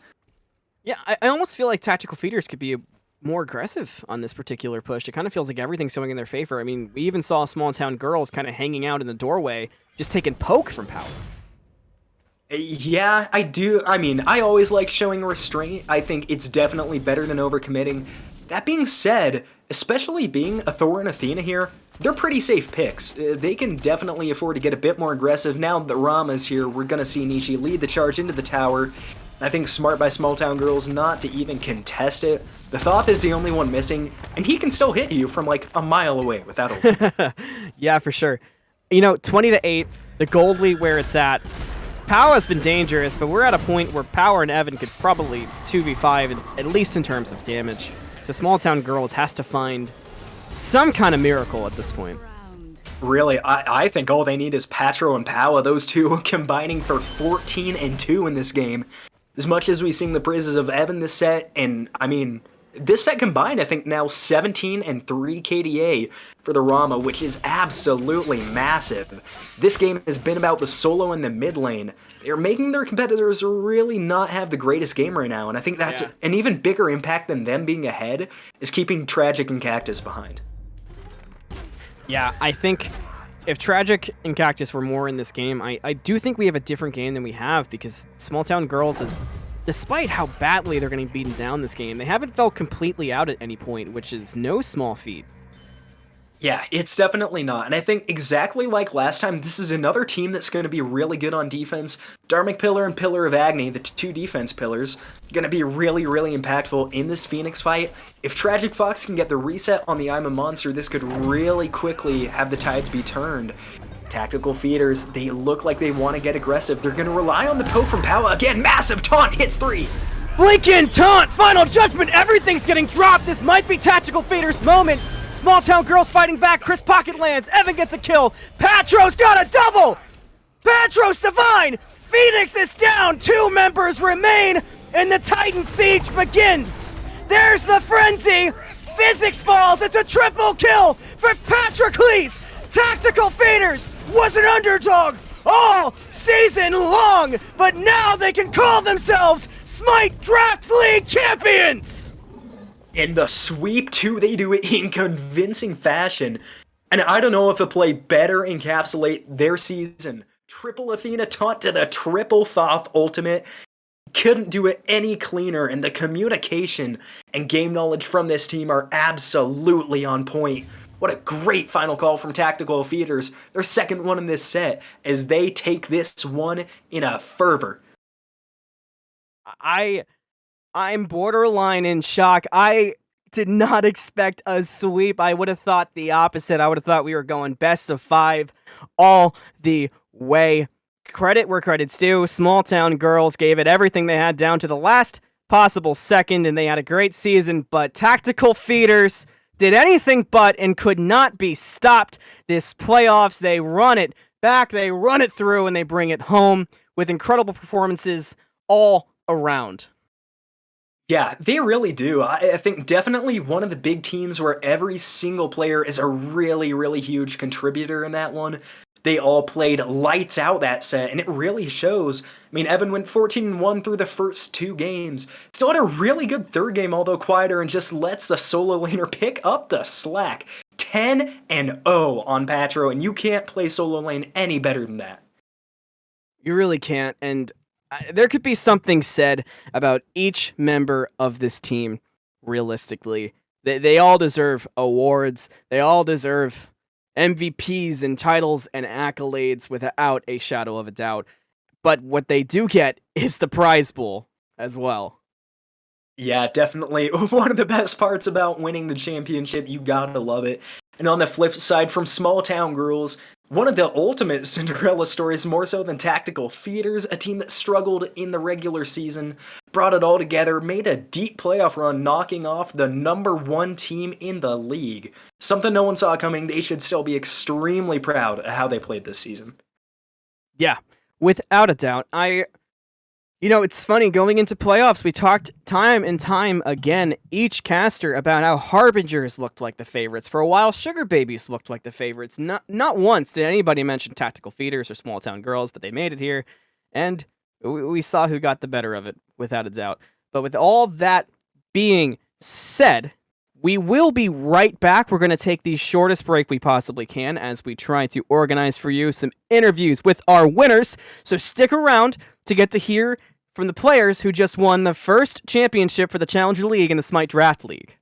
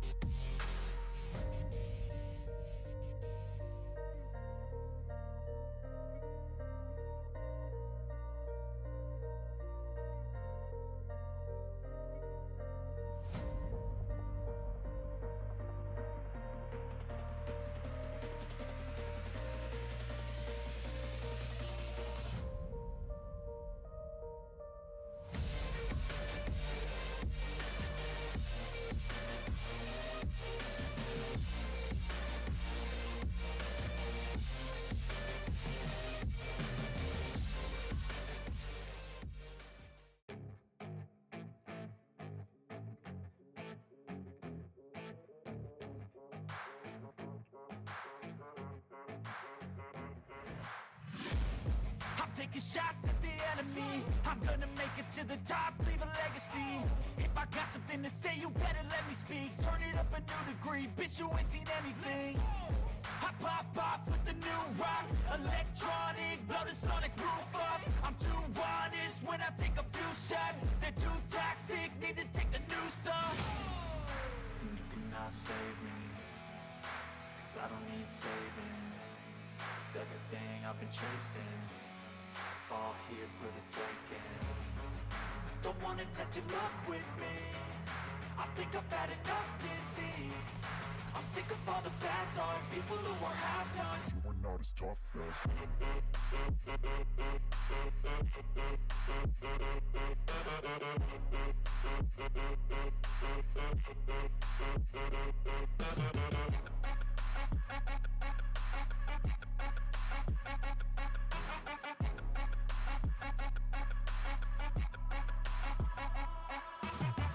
I'm back, you know that I never left. I got tracks and some music that you never guessed. I don't slack, don't lose, learn your lesson yet. When I get to choose what I do, I'm like a weapon. I'm not sharp as many, but got hard. I'm ready to change scars to envy, to win large and plenty. I like to play fast, never change back. Calling out, I'll pay back, 'cause I'm great at that. Oh, you cannot save me, 'cause I don't need saving. It's everything I've been chasing, all here for the taking. Don't wanna test your luck with me, I think I've had enough disease. I'm sick of all the bad thoughts, people who are have-nots. you were not as tough as Don't wanna test your luck with me, I think I've had enough disease. I'm sick of all the bad thoughts, people who are have-nots, who are not as tough as me. Don't wanna test your luck with me. Hello, and thank you for being patient. We have with us not just the team captain of our Challenger Champions Tactical Feeders, we have our MVP, Evan. Congratulations, guys, on an absolutely amazing set, being able to sweep the very talented Small Town Girls. Thank you. And with that, we got a couple questions if you guys have the time and patience to give us some answers. So, our first one is in game number 1, and this is for you specifically, Evan, because that was the game that really propelled you to being our MVP. You guys were really down at the start, and it was looking like Small Town had some serious control that game. But Evan, you managed to really bring it back, and you did some serious numbers and put in some work. What was the mental like within game that really you guys could feel that momentum shift? What was that like? A big thing is sort of my role has transitioned from just purely cracked to I'm just going to do what the team needs. If that's in previous sets, we've had pauses where I've just yelled at a teammate to get their mental up, and so I saw that our team, we just needed someone to do good. Everyone was sort of having, I guess, some jitters or something like that, and so I just needed to do well, and that was going to show the team that this game was 100% winnable and that they should stop doubting themselves. I think that's a absolutely fantastic way of putting it, and I think it really made a difference for your team. Wouldn't you agree, Fish? Yeah, I definitely would. I mean, game 1 definitely turned the momentum around. I think that leads us into the next point, Nishi, for you as the captain. I think during game 2, after that massive comeback from game 1, you kind of used the same strategy at the Fire Giant. You baited him into fights and started to snowball again in that match. Did you try not to get out of control? I know a lot of teams, when they start getting ahead, they can get frenzied or make mistakes. What were the comms like, trying to keep calm and make sure you guys held the right pressure? Yeah, the comms were pretty quiet the whole entire time. We were just mainly trying to just relax and stay focused. We knew that they kept liking to come through that one corridor by the blue pit, and I mean, all of them had dashes. So as soon as we had 1 or 2 people come in, we were just throw up a wall and burst whoever comes through the door. Definitely a time-tested strategy. Can't really go wrong with that one. And then I think back to Evan, I think we saw in the pregame interviews, which were very fun, you said how anybody on the team could pop off. You really didn't think of yourself like the MVP. I think going into Game 3, we didn't expect to see the 10-0 Patro or the, 7-2 POWAAAAHHHH. Was that really surprising to you, or did you guys kind of shift up your strategy to make them more a part of the game plan in that game, or how did you guys really approach that one? I think a big thing is just the team just having a little bit more confidence, knocking some of the jitters off. Patro was like, I just want to play Kakalin, and so we threw him on what he wanted to play. And then POWAAAAAHHH is just a cracked Thoth, and so it's just one of those pocket picks that he doesn't need to practice. We don't need to run over. He's just gonna do the mechanics that need to be done. And so I'm just not really surprised that they both showed up. And so I didn't have to there. Yeah, definitely. You guys looked really good adapting on the fly. And I mean, you could see it all over the pregame interviews. You guys were confident and composed. Definitely setting an example for our premier finals later when they take on each other, trying to not get psyched out and play their game. But I think with all that being said, is there anything else you guys want to mention or anything across the season that's happened? I mean, I'll be honest, I can't speak for the rest of my team if they would be down. I would love to maybe even just for funsies fight the Prem team that wins. Obviously, it's up to my teammates if their schedules line up, but I always look ahead to what's next, and I would see that as the next thing. Yeah, definitely hard not to. You guys had a really good showing today. But I think if that's all, Anthony, is there anything else from you? I think that's all. I mean, again, congratulations, you guys. You had a fantastic season. You fought back. You were the Cinderella story alongside Small Town Girls, and you guys had a fantastic set. It ended in a sweep, but the games to get there were fantastic, and I thank you both for joining in for the interview. And with that, and you guys having answered the questions, we have our MVP Evan, the team captain Nishi with us, and we had our champions of the Challenger Division, Tactical Feeders. And with that, that brings an end to Season 1 for the Challenger League and the Smite Draft League. A big thank you to Cosmic Warrior, who was casting alongside us. We had iNooblet on camera. I have been Anthony Malum. I had KingFsher alongside me in this finals and through the entire season. Also, a thank you to the Challenger coordinator / wrangler, Asian, and all the staff of SDL for a fantastic Challenger season. Hang out for SDL as we have our premier finals just around the corner, and thank you for watching. We'll see you next time.